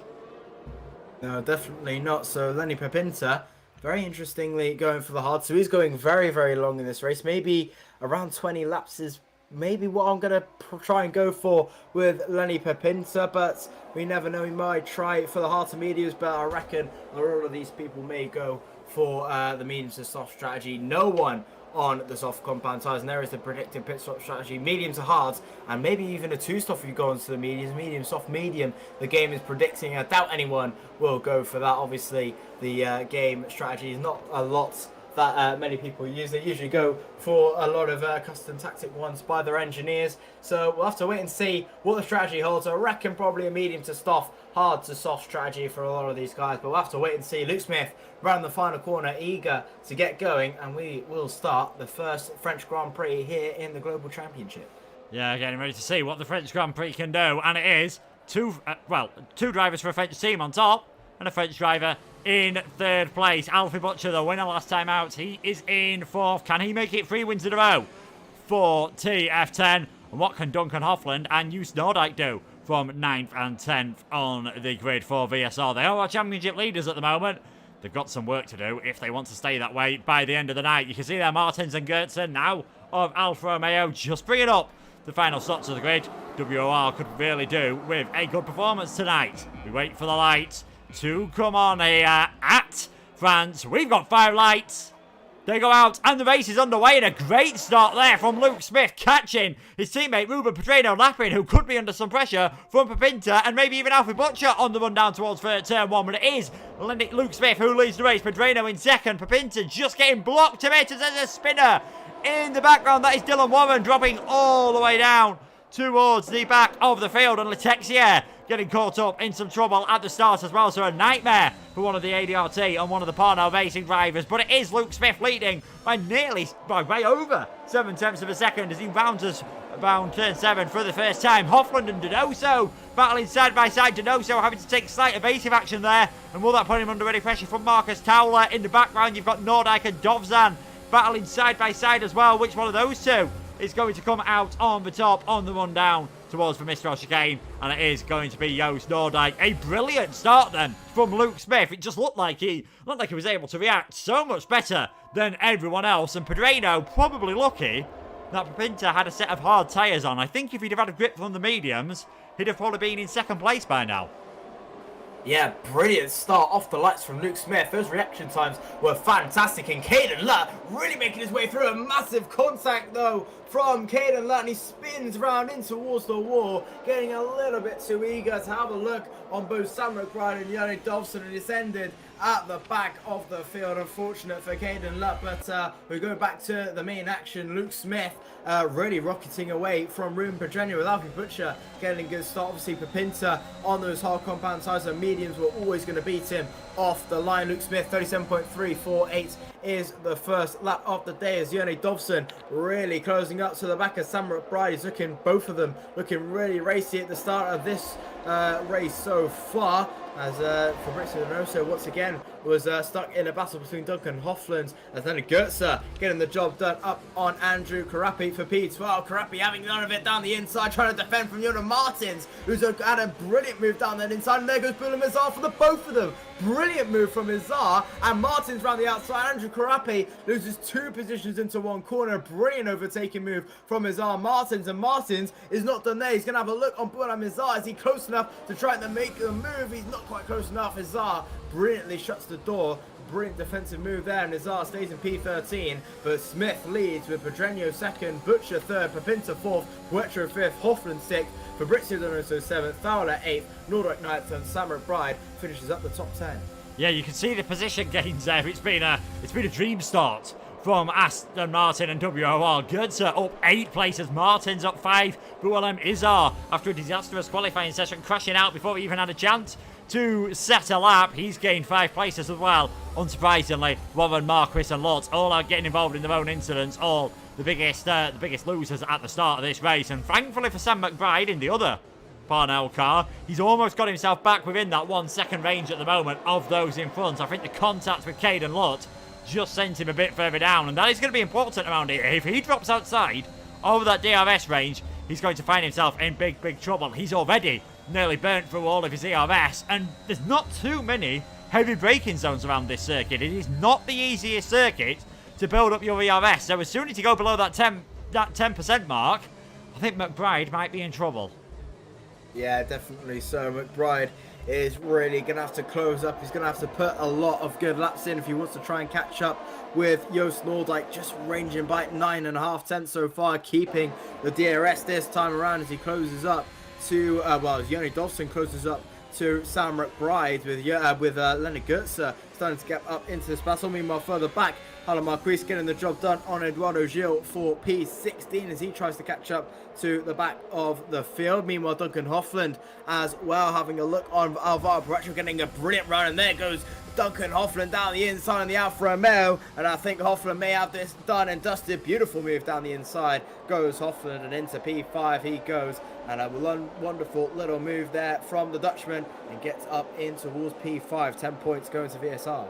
Yeah, great job there from Hoffland. Noordijk's obviously gained himself 1 position as well. I am impressed by how well Papinta is able to stick with these front 3 at the moment in the race. He won't gain too much, I don't think, with this strategy. He might just be able to obviously stay out a lap or 2 longer, but the undercut is so incredibly powerful around this circuit that might, well, even cost him 5-6 seconds, possibly more, even if he only stays out on circuit 2 seconds longer than everyone else. Alfie Butcher looking really racy at the moment. He was off the start line, and it was Papinta who sort of got blocked by Pedreño, and that just allowed Butcher to make the move through as Donoso also gets ahead of Puerto. TF10 trying to move their way up at the start of this race. Alfie all over the back of Ruben Pedreño. He's got a very handy amount of ERS at the moment. Will he use any on the run down the Mistral Straight? No, deciding on this occasion that he's not too bothered, and I think therefore he's not too bothered about going for the overtake, but he's doing a much better job than Pedreño ahead of him, and also of Luke Smith. I still think Alfie Butcher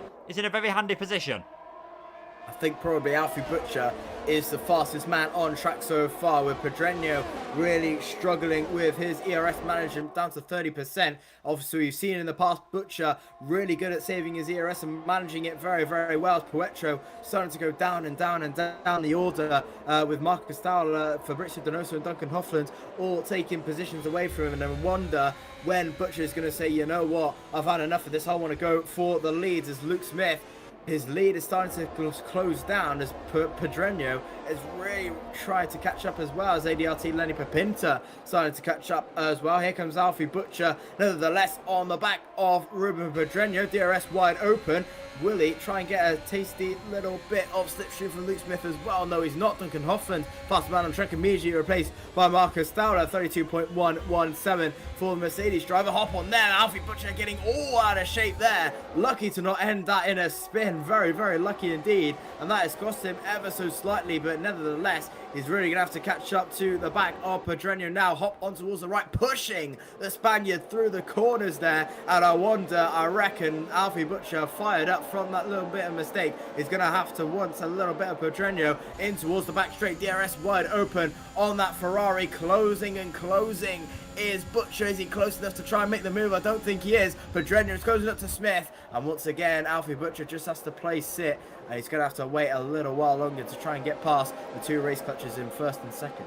Yeah, I think he's also lucky, A, like you said, he didn't spin, but B, that Lenny Pipinta wasn't a bit closer behind him, because I think if he was, Pipinta might have been in third place. Puerto just drops down the field again. He's now down towards ninth place, unable to show the fantastic form that we saw from him in qualifying. I wonder whether he'll be one of the first drivers in the race. I wonder whether he'd think about a medium-hard strategy. We've got suggested here that Lenny should think about a hard-medium strategy, which would definitely allow him to jump those three cars ahead of him, but would mean he might be a bit of a sitting duck towards the end of the race, as Game Butcher just seems to be able to follow so much closer than anyone else at the moment. Alfie is doing a superb job in that Ferrari. Yes, he had that wobble coming through turn number one. It's just a feeling of when, not if, he goes for this overtake, because he's looking very comfortable at the moment sitting behind Pedreño, and I wonder whether that's now why Luke Smith is a bit closer, just to, obviously Pedreño was still within DRS range, but just to allow the Spaniard to get a bit more slipstream off the back of Luke Smith, and maybe just to protect him from Alfie Butcher at the moment. If anyone's going to go for an undercut out of these leaders, looks like it'd be the Ferrari man. Yeah, definitely. So Butcher, they just come in for the hards if I reckon, if he wants to try and go for the alternate strategy. But here comes Butcher, nevertheless much closer to Pedreño, but once again just running out of road to try and go for overtake. Pulls to the left hand side to maybe scare Pedreño, and it has worked, you know, just missing his apex ever so slightly. And now Butcher has the back straight to try and have a look on Pedreño, just not quite getting a good exit. Neither is the Ferrari man. They enter in towards sector 3. Luke Smith 2 tenths back on Pedreño, 2 tenths back on Smith. Pedreño 2 tenths back on Luke Smith. Alfie Butcher 2 tenths back on Pedreño, with Lenny Pipinta waiting in the wing so far. But Butcher, I just wonder, will he maybe try and pull the trigger now? 20 laps on the hards, fairly easy going round in the final couple of corners. Does he want to try and go for an undercut? No, he's not. He's going to wait a little bit longer as he enters the final corner. Now comes Luke Smith, Ruben Pedreño and Alfie Butcher round in the final corner. DRS wide open once again, and I think Butcher is just going to wait once again, but Luke Smith really in danger from maybe getting passed by Butcher as well. But can Pedreño maybe overtake him down the back straight enough to try and defend from Alfie Butcher and not let Luke Smith lose that position?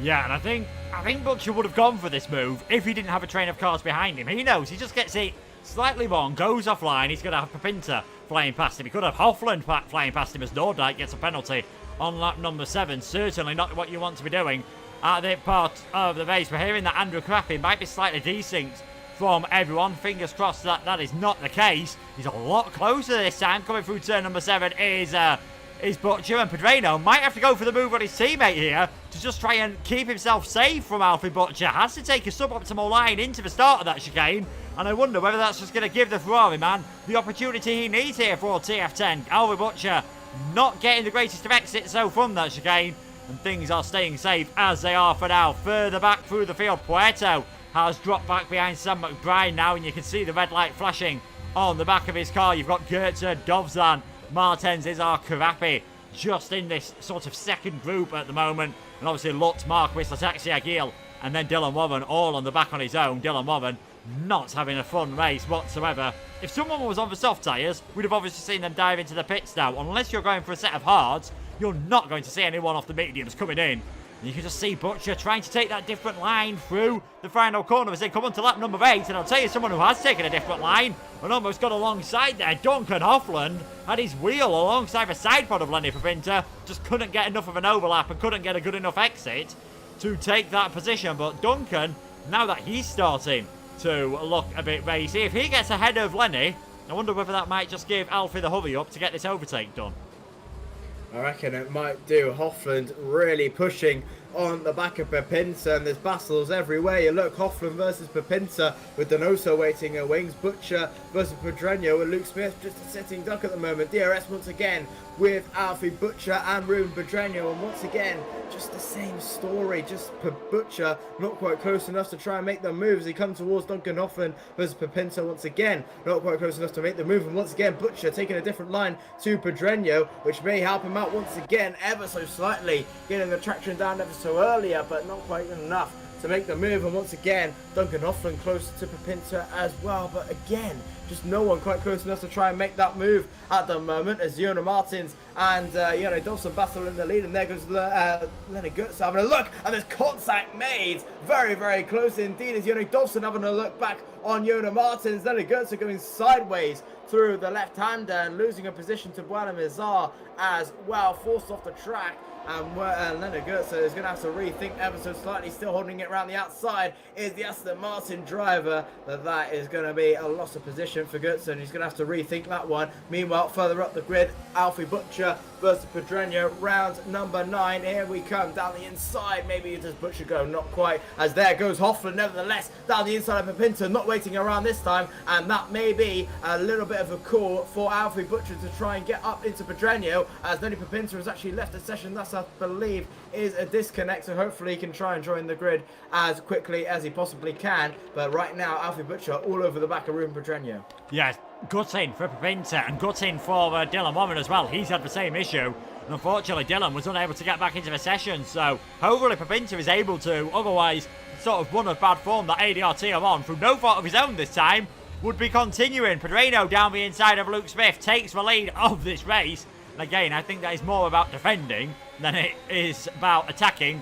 his teammates. So it's now Luke Smith's turn to see if he can defend from Alfie Butcher, who is getting all over the back of the Alpine car here. Can he get that move? Donny's got the switch back down the inside into turn number 11. Not on this occasion, so things just staying as they are. Pedreño, Smith, Butcher, Hoffland, Donoso, Towler, Nordyke, Pepinta, who we're hearing might not be allowed to rejoin the session. I will quickly check the rule book, but to be honest, that does ring a bell. McBride and Puerto are your top 10 drivers at the moment. He's got to be getting frustrated now as the Ferrari man, and this is where you need a cool head on those young shoulders of Alfie Butcher. He's got the pace. There's still a long way to go. We're only just a third of the way through this race. He doesn't want to be doing anything stupid and doesn't want to be costing himself or either of the cars in front of him chunks of time. I'll tell you what, on the Xbox platform, Alfie Butcher was the coolest man in the place. He knew what he had to do, so I wonder if this is just going to pull back to PC, and I'm sure it will not get a little bit too hesitant or too aggressive on Luke Smith, but he's got a very, very good run on his British comparison at the moment. Rounding the final couple of corners onto the back straight, DRS wide open for Butcher, and he's probably going to have to go for this move. He's close enough, but not quite close enough is the question. Luke Smith is going to defend a little bit. Alfie Butcher pulls on the left-hand side once again just to scare off Smith in towards missing his apex. Not going to happen. No, you don't, says Luke Smith. And he's still behind his Butcher as they come towards the back straight in towards the fast right-hander. Duncan Hoffland is going to try and pick off a few bits and pieces if he can at the moment. Here comes Butcher pushing Luke Smith through the corner at the moment. The TF10 driver all over the back of the race clutch man as they enter in towards sector 3. Pedreño 5/10 clear of Luke Smith at the moment as Alfie Butcher really close to the back of Smith, and this ding-dong battle has been lasting for all over 10 laps. Sorry to interrupt you there. Another ding-dong battle that's been going on for a while was Puerto versus both WOR cars, and on that time, Jonas Martins was far enough alongside, contact was made, and he got sent spinning around as Alvaro Puerto comes into the pits. I wonder if he's picked up any damage on that one. Back to Butcher though. This is the closest he's been. Not brave enough on this occasion to go for a move down into turn number 1. He's forcing Smith offline though, and if it wasn't for a second wobble on the exit of turn number 2, I think he might have been able to get that move done. Donoso also now, he's all over the back of Duncan Hoffland. Hoffland nearly pushing the back of Alfie Butcher there. This is getting pretty feisty, and all this defending from Luke Smith might just allow Ruben Pedreño to get that all-important 1 second ahead at the start of this race. And that would be really crucial towards the end of it. Here comes Butcher. Surely this time he's got the inside line Can he go for it down in towards the Mistral chicane? Luke Smith has got some supreme straight line speed in the Alpine. Minister of Defence at France is Luke Smith. Brilliant defensive work from the youngster once again. They're both really close to each other. Once again, Pedreño closing in as well in this battle, with Duncan Hoffman waiting in the wings as he has been for quite a while. Butcher this time around, maybe having to go for both of them. Very, very tight. Butcher having a look on Smith. Smith is down a position momentarily. Butcher on the outside. Luke Smith shoves in the door. And once again, Luke Smith, with brilliant defensive work, is just going to force Alfie Butcher to say, no, you don't. I'm going to have to wait another time. And right in the final corner, Alfie Butcher really heating up now. This battle for P2 on track as they come towards the DRS detection zone once again to start lap 12 of 27. Here comes Alfie Butcher closing in on Luke Smith, with Robin Pedreño just in the distance, with Duncan Hoffland really pushing on the back of Alfie Butcher, with Donoso now joining this battle between the top three. Here comes Alfie Butcher once again plugging away on Smith as Donoso gets a penalty for track limits. Butcher once again trying for a different line to Luke Smith. Round in the final couple of corners, they enter in towards the Mistral straight. Does Alfie Butcher want to use any of his DRS to try and get past? He's going to use his DRS nevertheless. Closing in to the slipstream comes Butcher, closing in as much as he can. I don't think he's going to be close enough this time around. This is probably the furthest he's been to Luke Smith this time around, and he's going to have to wait another time. And Alfie Butcher all over the back of Smith. Article 16.4 of the Global Championships regulations. My iPad did crash when I was trying to read them the first time. Drivers are allowed to rejoin the race if they disconnect. So if anyone from Parnell is listening, I'd get Dylan Warman back in, because there's been quite a bit of near misses in this race, and you never know if there is going to be any contact. And as someone's saying here, look at Marcus Towler go. I mean, oh, Butcher's gone for it down the inside. That's a bit of an unconventional place to get it done, but fair enough, gets the move done. Alfie Butcher, I think, just catching Luke Smith by surprise. And finally, the Ferrari man is up into second. Luke Smith defended as hard as he could, but Alfie Butcher muscled his way through, and finally, Alfie Butcher gets in front of Luke Smith for 12 hard, long laps. Butcher and Smith were having a brilliant battle, but it's finally paid off for Butcher, and now can try and hunt down Ruben Pedreño in P1 as Duncan Hoffman once again trying to close up to Luke Smith in P3, but this is still going to go to the pit lane. I wonder whoever is going to win this race. Jost Nordijk closing up to Marcus Towler, and there's just this train between 1st and 8th with Sam McBride just in the distance. Here comes Alfie Butcher trying to close up with Pedreño. I don't think he's quite close enough to try and make a move this time around. He will have the DRS on the Alpine driver in towards the slipstream. Luke Smith is going to follow him through. Here he comes then, Alfie Butcher. And once again, not quite close enough to try and make a move. 5 tenths, 6 tenths he was out of the exit, and it's not quite close enough. 4 tenths he's missing, so we need about 4 tenths out of the exit to maybe try and make a move as Jenny Dovson and Sam McBride swapping positions for 8th, for 9th and 10th there. Jenny Dovson getting the job done in the Red Bull. But look at this, Duncan Hoffman really eager to try and get past Luke Smith, but Alfie Butcher has already got 3 tenths on Ruben Pedreño and looking much quicker than the Spaniard at the moment. Yeah, he is. He's doing a great job at the moment. He's Butcher. Still got a lot of ERS. You can see saying that he's going to come into the pits this lap. That would be if you're going for a medium-hard strategy. And I'm just following down in the background to see if anyone is coming in. As Lenny Pepinter, he's going to go for a set of the medium tyres. He is going for that undercut tyre. And in fact, no, Pepinter's retired from the session in the pit lane. That's a bit of a surprise. Was not expecting that. Lenny Pepinter retires from the session in the pit lane, and he is out of this race. So we are unfortunately down to just 19 runners. Pedreño now leads. Butcher, Smith, Hoffland, Donoso, Towler, Nordijk, Dovzan, McBride, Goetze, your top 10. Maybe don't write off Jenny Dovzan from this race. Could he be someone who comes in on this lap, puts a set of the medium tyres on, and tries to get a bit of a big undercut on those around him? Goetze and Izar having their own little battle. You've still got Martins and Karapi not too far behind either. This is really getting interesting now. Yeah, absolutely. And I just wonder if Lenny Pepinter retired from the session just to make sure he wouldn't get disqualified for rejoining. Obviously, there was a few if and buts and maybes from the Discord and in the chat whether you were allowed to rejoin. Just a little bit of an interesting rule that has been put past in a couple of a couple of days' time. But we'll get on with the race nevertheless. Pedreño still leading the way. Butcher in P2. But yeah, Leone Dobson definitely the one that can change this race.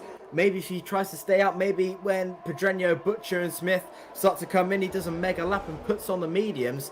We never know, but or even the softs if they can last them that long. And right now, the way they're going, they can do.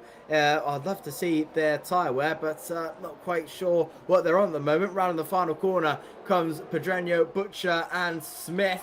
Duncan Hoffman really hot in pursuit, and then comes Andrew Carapi into the pit lane for PSR. He comes out off his hard compound tyres onto the mediums.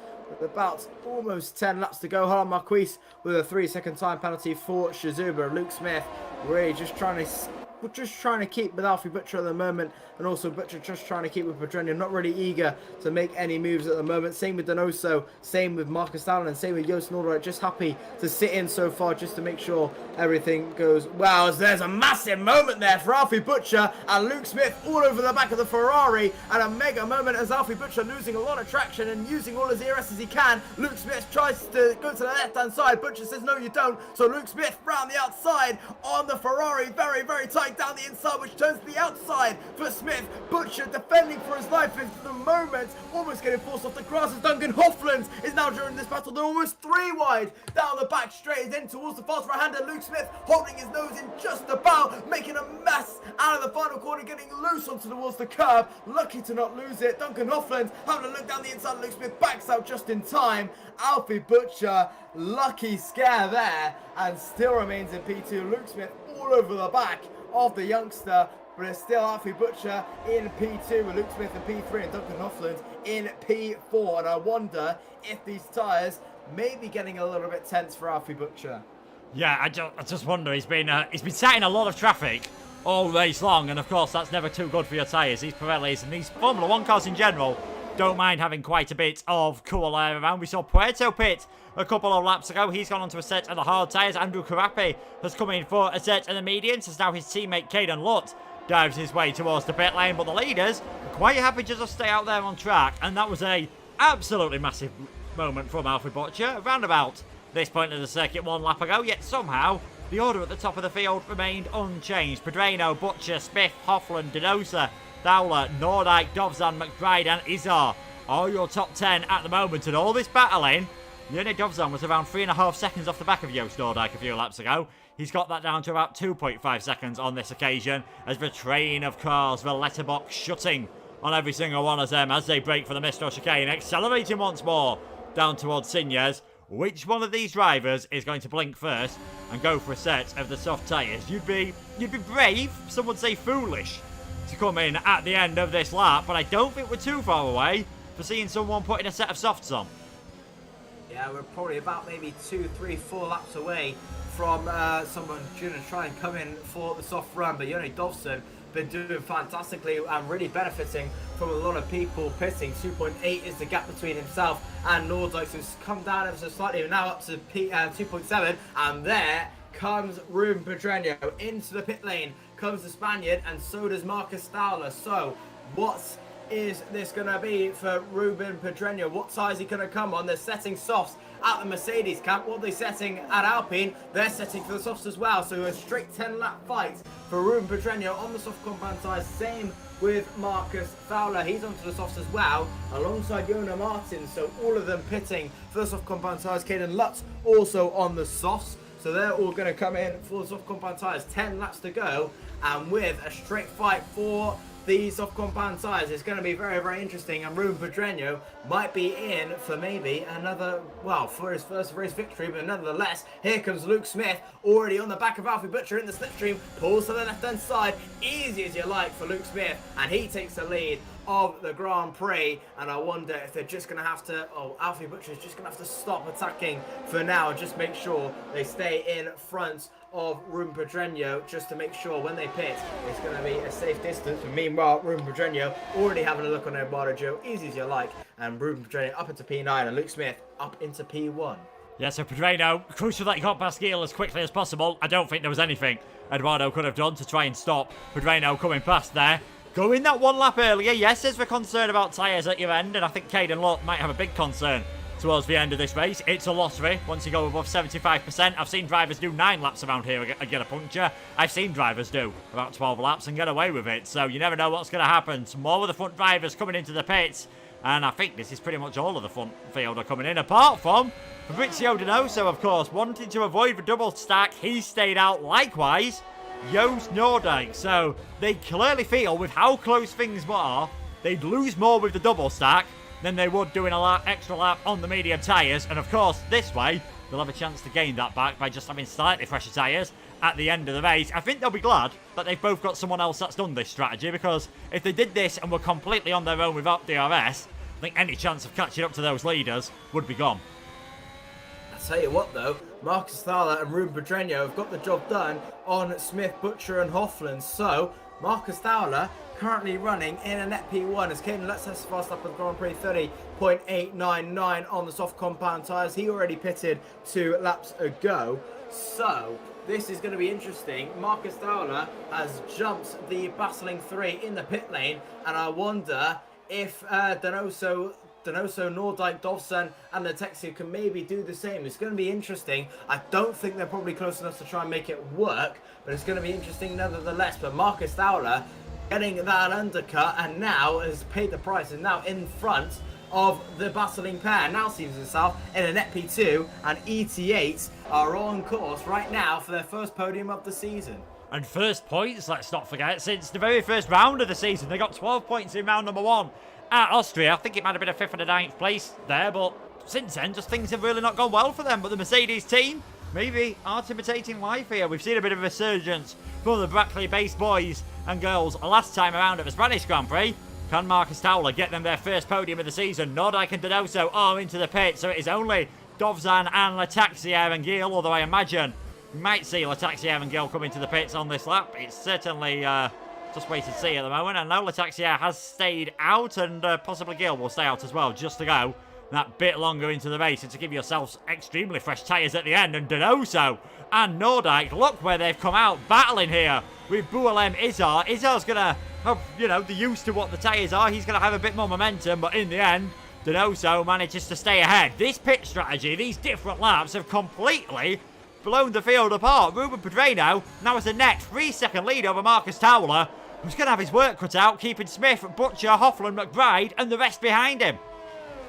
I'll tell you what, Alfie Butcher may want to have a look at Luke Smith if he wants to have a look at Marcus Thaler, and then they go 3 wide, very, very tight. Butcher gets the both of them. Brilliant move there from Butcher, and getting up into P4 and net P2 on field. Brilliant move from Butcher.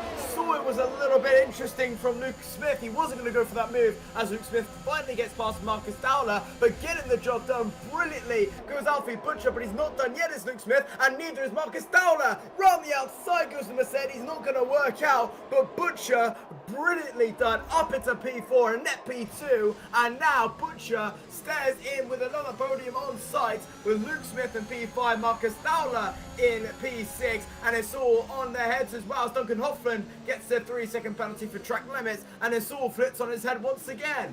Yeah, and if they keep it clean, you'd imagine Pedreño, Butcher, Smith and Thaler are looking very good. If he keeps it clean, as long as his tyres last, Ruben Pedreño is looking supremely good to take his and Race Clutch's first victory of the season. We've seen TF10 take a couple. We've seen VSR get wins. We've seen so many different teams do well, but just not quite worked out at the moment for Race Clutch. They've had the odd podiums, 2nd and 4th. They are looking very handy indeed to possibly just snatch that championship lead off of VSR, because of course this will turn into 1st and 3rd. By the time Jerne Dovzan comes into the pits, he's definitely going quite long.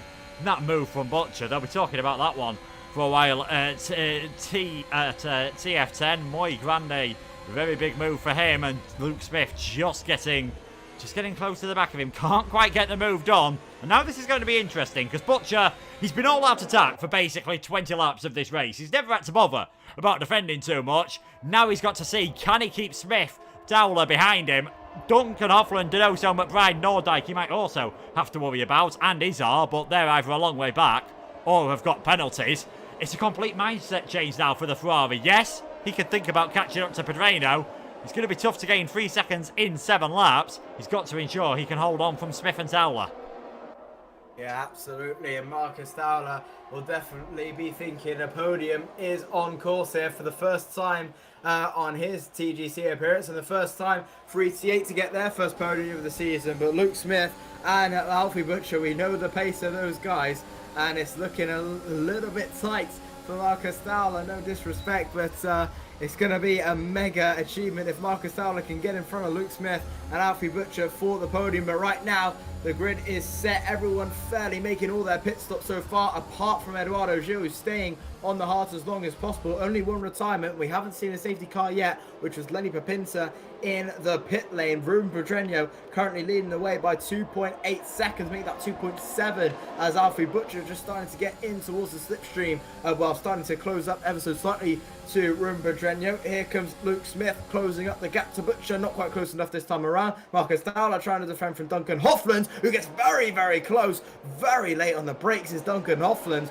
Brilliant stuff there from the Dutchman. Lucky to not end in a massive collision, but Duncan Hoffland so committed on the brakes, and that was lucky. That didn't end in an almighty crash between himself and Fowler. Yeah, Hoffland, he doesn't mind hustling. He doesn't mind getting his elbows out, I think it's fair to say. Does for Dutch drivers again, almost managing to just get a wheel alongside Marcus Fowler. He clearly feels like he's being held up here. With his penalty, it's crucial that he can get ahead to even try and finish ahead of Boualem Izar, who's currently on for a top 5 finish, is the FBR man. He's been a fantastic performance from him. We said how good he was when he only had one working hand after his broken left wrist. Imagine he's still trying to get back used to driving normal again, but it shouldn't take too much longer. Hoffland in 5th for now. Donoso all over the back of him. We're in a similar situation to what we were at the start of the race with 6 laps to go. Everyone knows they've got to get the moves done. Everyone knows that if they go for a move and it backfires, you stand to lose so many places. The only man who's, I imagine, semi-relaxed at the moment is Ruben Pedreño. 2.7 seconds clear, and this just allows him to manage his tyres maybe that tiny bit more than everyone else behind him. Yeah, definitely so. Ruben Pedreño is probably looking the most relaxed man in the place so far. 2.5 second distance between himself and Butcher at the moment, with Luke Smith trying to close up to the Ferrari man at the moment. Not really working out for him so far. As he comes towards the end of the Mistral Straight, Ruben Pedreño is only a couple of laps away from his first win of the season, and it's looking pretty decent so far for the Race Clutch man, and it's looking very, very good for Race Clutch to try and pick themselves up to the top of the standings. VSR currently 5th and 7th right now. I think it's going to be enough so far for Race Clutch to top the standings, but nevertheless, Duncan Hoffland is close to Marcus Fowler, but both of the VSR drivers do have penalties, so Marcus Fowler can afford to let Hoffland go, but does he wants to try and keep with Luke Smith to maybe try and think of a podium on site. Here they come then, round in the final corner. Alfie Butcher really closing up to the back of Pedreño as Hoffland pushing that Mercedes all the way through. Here he comes then, side by side. Duncan Hoffland versus Marcus Fowler, with Donoso carrying Hoffland all the way. There he goes then down the inside, goes Fabrizio Donoso. Brilliant move by the both of them, and now Juice Nordijk is going to have a look on Fowler. Fowler trying to defend. It's not been a great couple of turn ones, and there goes Juice Nordijk, and there is Marcus Fowler losing about 3 positions into 2 corners. It's not been a great start to lap 23 for Marcus Fowler. Hoffland in P4, Donoso P5, and Nordijk P6 with Sam McBride close to the back of Marcus Fowler. Look at Donoso though, he got a much better exit than Duncan Hoffland there, and Fabrizio Donoso, the Chilean driver, down the inside he goes into the Mistral chicane. He takes 4th place off Hoffland in 5th, who I expect will be having to visit the steward's office at the end of the race, because I imagine Marcus Fowler's going to say, I wouldn't have lost any of those places if I hadn't have got a little tap in the back from the McLaren driver. So even though Fowler's not lost anything out on, in terms of after the penalties, you never know what could happen at the end of the race. You never know whether that could cost him. He's going to argue, that move's cost me a chance of getting a podium in this race, and he's now really struggling. Sam McBride is going to try it all the way around the outside at turn number 12. This will be a fantastic move from McBride.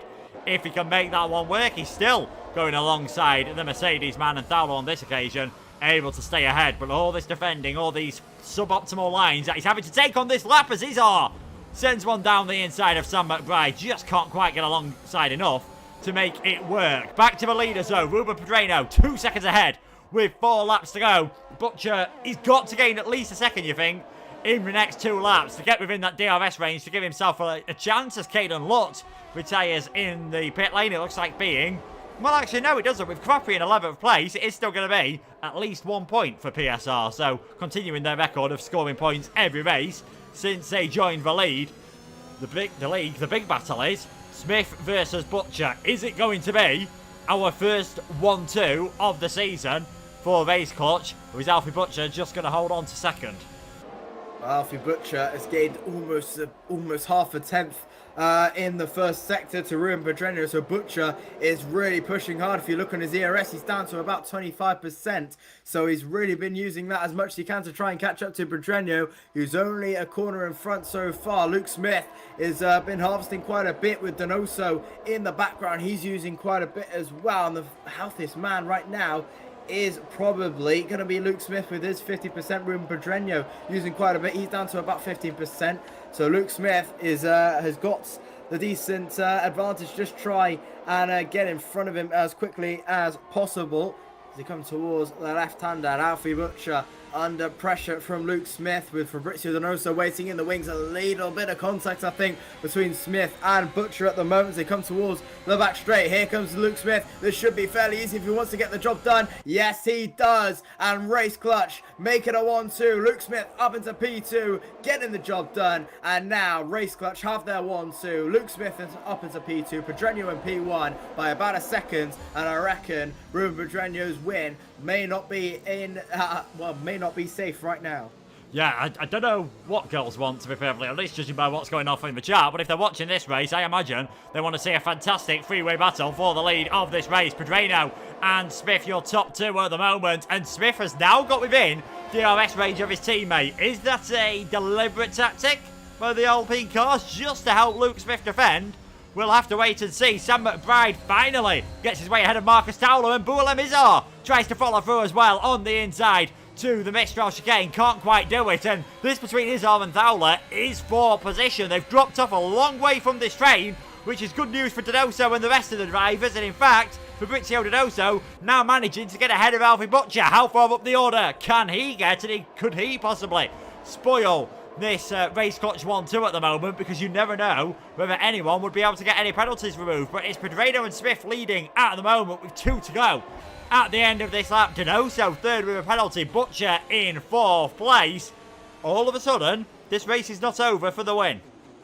No, definitely not, and I just wonder if TF10 did that on purpose as Alfie Butcher maybe let Donoso go. Donoso maybe can get a penalty removed. Penultimate lap then. Ruben Pedreño has slowed up just a bit to try and help Luke Smith in the DRS, and this race is not done yet. Donoso pushing all the way on Luke Smith as they enter in towards Sector 1, the end of Sector 1. They've just got a lap and a half to go. Round the left-hander, Eduardo Gil with a penalty of his own round. The right-hander comes Donoso, and Luke Smith really pushing is Donoso at the moment with Alfie Butcher waiting in the wings. Here comes Donoso on the back straight using all the arrests he possibly can. Luke Smith using everything he can as well. He may have to compromise and overtake his teammate. Luke Smith trying to defend for Donoso. Does Donoso make that move? He's diving it down the inside. Goes Donoso. Not enough there. Donoso holding it around the outside. Still can't make anything work. A brilliant opportunity for Donoso. Just couldn't quite get close enough. He's still going to try everything he can to try and get in front of Luke Smith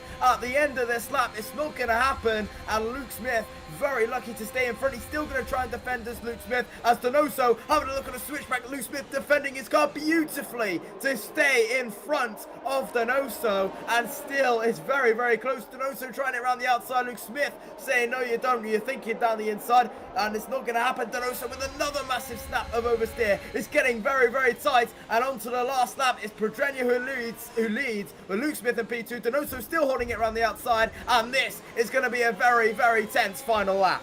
Strap in, everyone. Who knows which way this race is going to go? Donoso and Smith drag race down towards turn number 1 for the 27th time out of 27 here at the Global Championships French Grand Prix, and still Luke Smith is able to hang on. Still he holds on to that second place. They want this 1-2 out on track, because you never know if Donoso is going to be able to get a penalty removed. Nothing doing through turns number 3 and 4. Further back, Izar is still all over the back of Towler, who has now got a penalty. So that is going to promote Boualem Izar up a couple of places. Can Donoso get the move done? He's running low on his ERS here, and that might just be the saving grace for Luke Smith, who just gets a much better run. And I wonder whether we're going to see a bit of team orders here. Is Luke Smith going to go for the lead of the race on the final lap? Down the inside he goes into the Mistral chicane.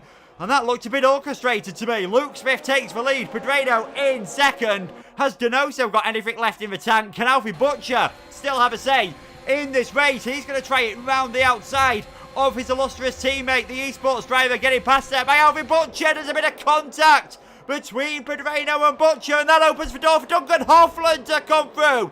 Butcher into second. Nordyke even, up into third place. He now thinks about a move on Ruben Pedredo. It has all kicked off on the final lap. My goodness me, what is happening here? Luke Smith is just driving away calmly all of a sudden to take the lead of this race. Around the final corner he comes. We know Luke Smith's going to win, and it's going to be a 4-5 car race towards the line to see who takes second place. Luke Smith takes the victory. Alfie Butcher takes second. Pedredo takes third on penalties. Nordyke, Donoso, Hoffland round out the top 6. What a dramatic finish that was. What a final lap there. Luke Smith is your victor, getting the job done in qualifying and getting the job done in the race. What a drive there from Luke Smith. What a defensive masterclass it was. That was brilliant defending from Smith. Alfie Butcher getting P2 in the end with Pedreño in P3. The VSR guys with a late push at the end. Fourth goes to Nordyke, and Hoffman goes to 6th to maybe keep their championship aspirations alive. But what a result it is for Race Clutch. Luke Smith gets the win with Ruben Pedreño in P3. Alfie Butcher takes P2 with Nordyke in 4th. Fabrizio Donoso gets that P5. Alvaro Poetro gets the fastest lap. Alf on the line with a 29.309 with Hoffman in P6. Dawson finished 7th. Karapi gets the points for PSR. Sam McBride gets points on his debut. And Bula Mazar getting P10 as well. But what a race. And Luke Smith wins the French Grand Prix. Yeah, Smith winning the French Grand Prix. And I can confirm this is obviously before any potential stewards inquiries, and if you're in the TGC Discord, you'll know there's usually plenty of those. Race Clutch are going to take the lead of the championship by 5 points over VSR. It will be 127 versus 122 going into the next round. Leonard Goetze getting driver of the day. Both WR drivers having fantastic starts to the race, but it was Luke Smith. I mean, you could say he dominated. He was fastest in Q1, he was fastest in Q2, he was fastest in Q3. He wins the race. That makes it sound a lot more straightforward than it was. A simply superb drive, though, from Luke Smith to take the victory. Another podium for Alfie Butcher. And Ruben Pedredo makes it both Race Clutch drivers on the podium at their home circuit. We'll round out the rest of the results then. Joost Nordyke in 4th place. Donoso in 5th. Duncan Hoffland, Jerne Dovzan, Andrew Karapi, Sam McBride and Boualam Izar rounded out the top 10. Marcus Fowler just missing out on points when it looked like the ET8 man could secure their first points since the debut round of the season. Goetze, Ataxia, Martins, Puerto getting that fastest lap at the end. Harlan Marquis, Eduardo Hill were the rest of the finishers. Dylan Warren disconnected early on and was unable to get into the session. And we saw Caden Lutt and Lenny Pepinto retire from what I think it's safe to say, Josh, was an extremely dramatic French Grand Prix. Pretty much exactly what we expected. Yeah, absolutely. That was absolutely fantastic from start to finish. And it is Luke Smith who finally gets that race win. Finally, Lady Luck starts to come on his shoulder. And what a fantastic race that was. Luke Smith, probably the man of the day, to be honest. He was absolutely fantastic. His defensive work was phenomenal. His attacking work was phenomenal. And to keep for a F1 Esports driver behind for that long, to keep Alfie Butcher behind for that long was absolutely incredible. And what a drive he had today, and deserved of that race victory. And Race Clutch taking the championship lead by 5 points for the first time this season. What a race they have for there. Ruben Pedreño getting that P3 as well. He's probably going to be very, very happy with that as well. But a very, very good day for Race Clutch nevertheless. Yeah, certainly. It was a fantastic day there for Race Clutch. Getting a 1-3. We'll be back very shortly, of course, with some more reviews and more analysis of that race. And also, hopefully, some interviews from our top 3 drivers. We'll see you in a moment.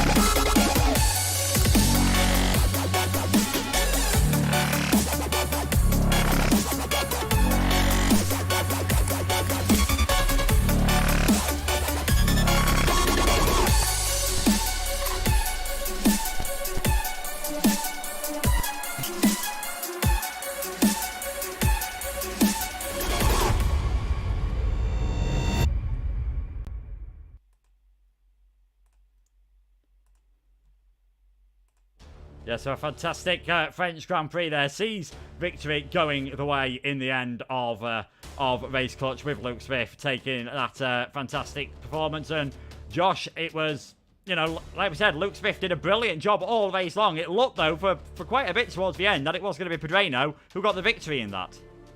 Yeah, absolutely. That was a really, really tight race there. I would have thought Ruben Pedreno looking likely he was like going to bolt away. He had like about a 3.5 second gap after the pit stops, but just came down dramatically with Alfie Butcher and Luke Smith really putting the pressure on all the way through. And yeah, it was great to see that last lap battle, very, very tight between that top 7, everyone battling for the win, but it finally fell to Luke Smith, who finally gets his first race win of the season. Obviously robbed of it at Silverstone with a disconnection, robbed of it at Saudi Arabia potentially with a crash, and finally just a little bit of lady luck starts to pay him a visit, and Luke Smith finally gets his first victory of the season. Yeah, certainly, and I think someone's just said in the chat within the TGC Discord there that it was a brilliant performance, and perhaps a bit of justice done after that disconnection at Silverstone when he was looking so good, him and Donoso having that brilliant battle at the front of the field. VSR coming in quite clutch towards the end of that race. It looked for a second as though Donoso was going to be the TF10 battling towards the front. Then all of a sudden, it was back in Alfie Butcher's hands, and I think Alfie will be pretty happy that he managed to get second in a race which he spent a lot of time stuck on the back of that Alpines. He could probably draw that diffuser from memory now. Yeah, absolutely. Alfie Butcher was, he did very, very well to get back up into P2. He was down into P5, I think, on the last lap. Gave up two, 3 positions up the field to try and get up into that top 2 spot. Brilliant to see him up there once again. He's been absolutely fantastic on his debut, and he's almost got almost every race on PC. He's got a podium finish, and every race he's had on TGC, he's got a podium. So he's had a pretty successful start to his PC career, and hopefully it is a very, very long one. But Alfie Butcher, was absolutely class once again today and doing the business for TF10, alongside Fabrizio Donoso doing very, very well as well. And I think you're probably looking for TF10 that the top 5 is probably expected for a lot of these guys, and I don't think they may try and change their their setup, their driver status anytime soon. I think Alfie Butcher and Fabrizio Donoso does work very, very well for them. If any of them can make it, they've got very, very good drivers in with obviously Oscar Villacampa, Dario Mulo, obviously another XF1 esports driver. You've got the likes of Marcus Short as well. You've got a load of very, very good drivers in there, so it's really, really good to see them at the top step of the podium. Yeah, certainly. There's I think there's plenty of talent here. You know, we were talking about Race Clutch, I think, straight away from the start of the season as being a very talented squad. Obviously, RHG have unfortunately have to leave, so yeah, they're doing pretty good. Race Clutch, TF10 as well. Now with Fabrizio Donoso, but in the last couple of races, Alfie Butcher has been the one, and a few other teams getting some good performances in. VSR lost the championship lead, but I think after qualifying 9th and 10th, they won't mind that too much. No, definitely not. Obviously, VSR, they weren't really far enough up the table in qualifying 9th and 10th. Obviously, did not get that dry time in time, and obviously getting the job done in the race where the points are made, that is the most important thing. So VSR doing very, very well to recover from that, getting into the top 5 once again, and it was a very, very good drive for them. But I think we are joined by a race winner now, Luke Smith. Yeah, I think we have got Luke Smith here. Just, well, congratulations, Luke. Your first win of the season. We said you were in the lead in every single session, which makes it sound easy, but it certainly was a hard-fought victory. Yeah, definitely. First off, GG to everyone. And almost sorry, because I knew that Ruben was struggling a bit on tyre wear, so it made it a bit more complicated. So I had to kind of use team tactics to be able to get him out ahead, and by quite a considerable margin, in order to kind of save us in a way. And yeah, I tried to use him in the end stages for DRS, so that we could hold the formation. But I think my overtake at the end probably wasn't the best decision, but that's hindsight and still provisionally P1, P3. So we take that. Yeah, I mean, tell us about that overtake, because it looked on my screen as if Ruben was almost letting you through, but from your comment just there, doesn't sound like that was the case. Yeah, I think I had about half a battery of ERS still on that last lap, and Ruben was struggling. So I thought if I could give him, my thinking at the time was if I could give him slipstream down into the last sector, then we'd be fine. But I didn't realize that his tire wear was that bad. That he would be swallowed up by the others. So I think had I known that, I would have stayed behind. But yeah, it wasn't like he let me through. I think it was just the power of the ERS was just very, very strong. Yeah, I think we saw how much difference it makes if you can save your ERS, and if you've got the DRS, and if you've got those slightly fresher tyres. As we all know, France is really a killer on those soft tyres. Josh, any questions for our race winner? Luke Smith, you're finally a victor here in TGC. Massive congratulations to you. Obviously, you're in a very, very, very tight battle between yourself, Alfie, Fabrizio, a load of other drivers, Ruben Pedrini, your teammate as well. Was it very, very tough to try and keep Fabrizio and Alfie behind for that long? Yes, is the short answer. It wasn't easy. I think at one point on the mediums, Alfie got through, but I was kind of able to then use him to get back ahead on the in lap for our pit stop. But yeah, it was certainly not easy because, well, you could see they were right over the back of us.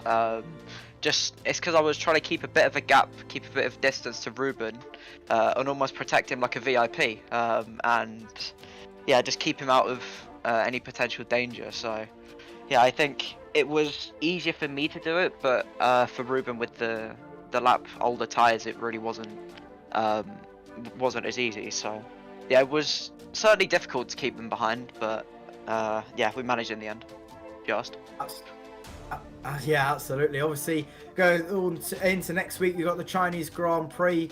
If you are selected, you're looking forward to that. A track you pretty much well know.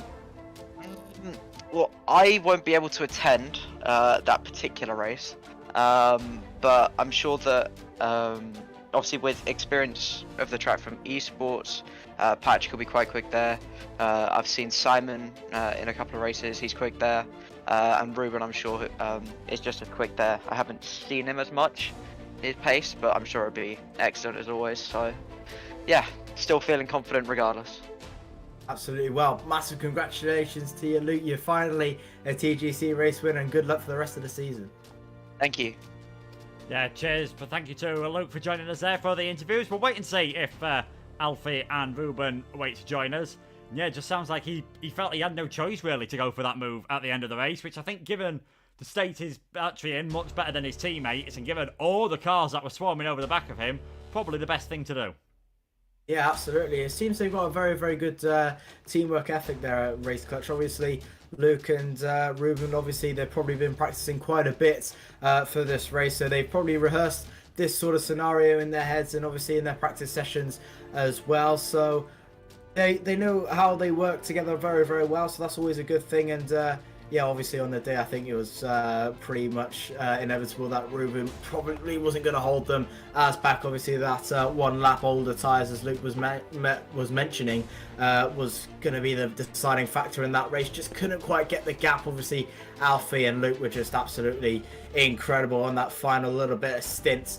For those final 10 laps, they really clawed it up. But yeah, it was a very, very good race from Luke Smith and also from Race Clutch. And I'm sure Ruben, if he is selected next week, will definitely go again. And hopefully they can try and get some more points. And maybe Ruben can try and get another race win as they now lead the constructors. So that definitely gives them a little bit of hope and a little bit more of enthusiasm for the next races to come with only 3 rounds to go. Yes, I imagine they'll be delighted about how things have gone at the moment with all of that. We'll quickly just get up the calendar for next week. And we thought today's circuit was hard on tyres. It is China next time out, and that is always an interesting one. It's one of the few tracks on the game where you can still make a 2-stop work. Yeah, definitely. So China's a very, very interesting circuit with the tyre wear. Obviously, not really used to a lot of rain there. It can happen. Obviously, 2009, I believe, was quite a little bit of a mare with the wet weather conditions. So that's always brings out something interesting in everyone else's race. But yeah, obviously, again, with the tyre wear, very, very interesting. Obviously, with the heat of the track, the heat of the humidity as well. That's always a really, really tough one to try and overcome. But yeah, two-stop may be interesting. I doubt anyone will try and go for it, but it may be similar to France here. Medium to softs might work once again. Soft to hards might be interesting. Hard to mediums, hard to softs. Anything is really interesting here. I think we'll probably a lot see medium to softs, soft to medium maybe. But yeah, it's going to be very, very interesting how the strategy plays out here in China. Yeah, I think it definitely is. And, you know, VSR, they'll be hoping for a comeback. They'll be hoping to lead the championship. Maybe just a bit of controversy, though, with that, obviously, that incident with Marcus and Duncan. Do you think there was anything in that?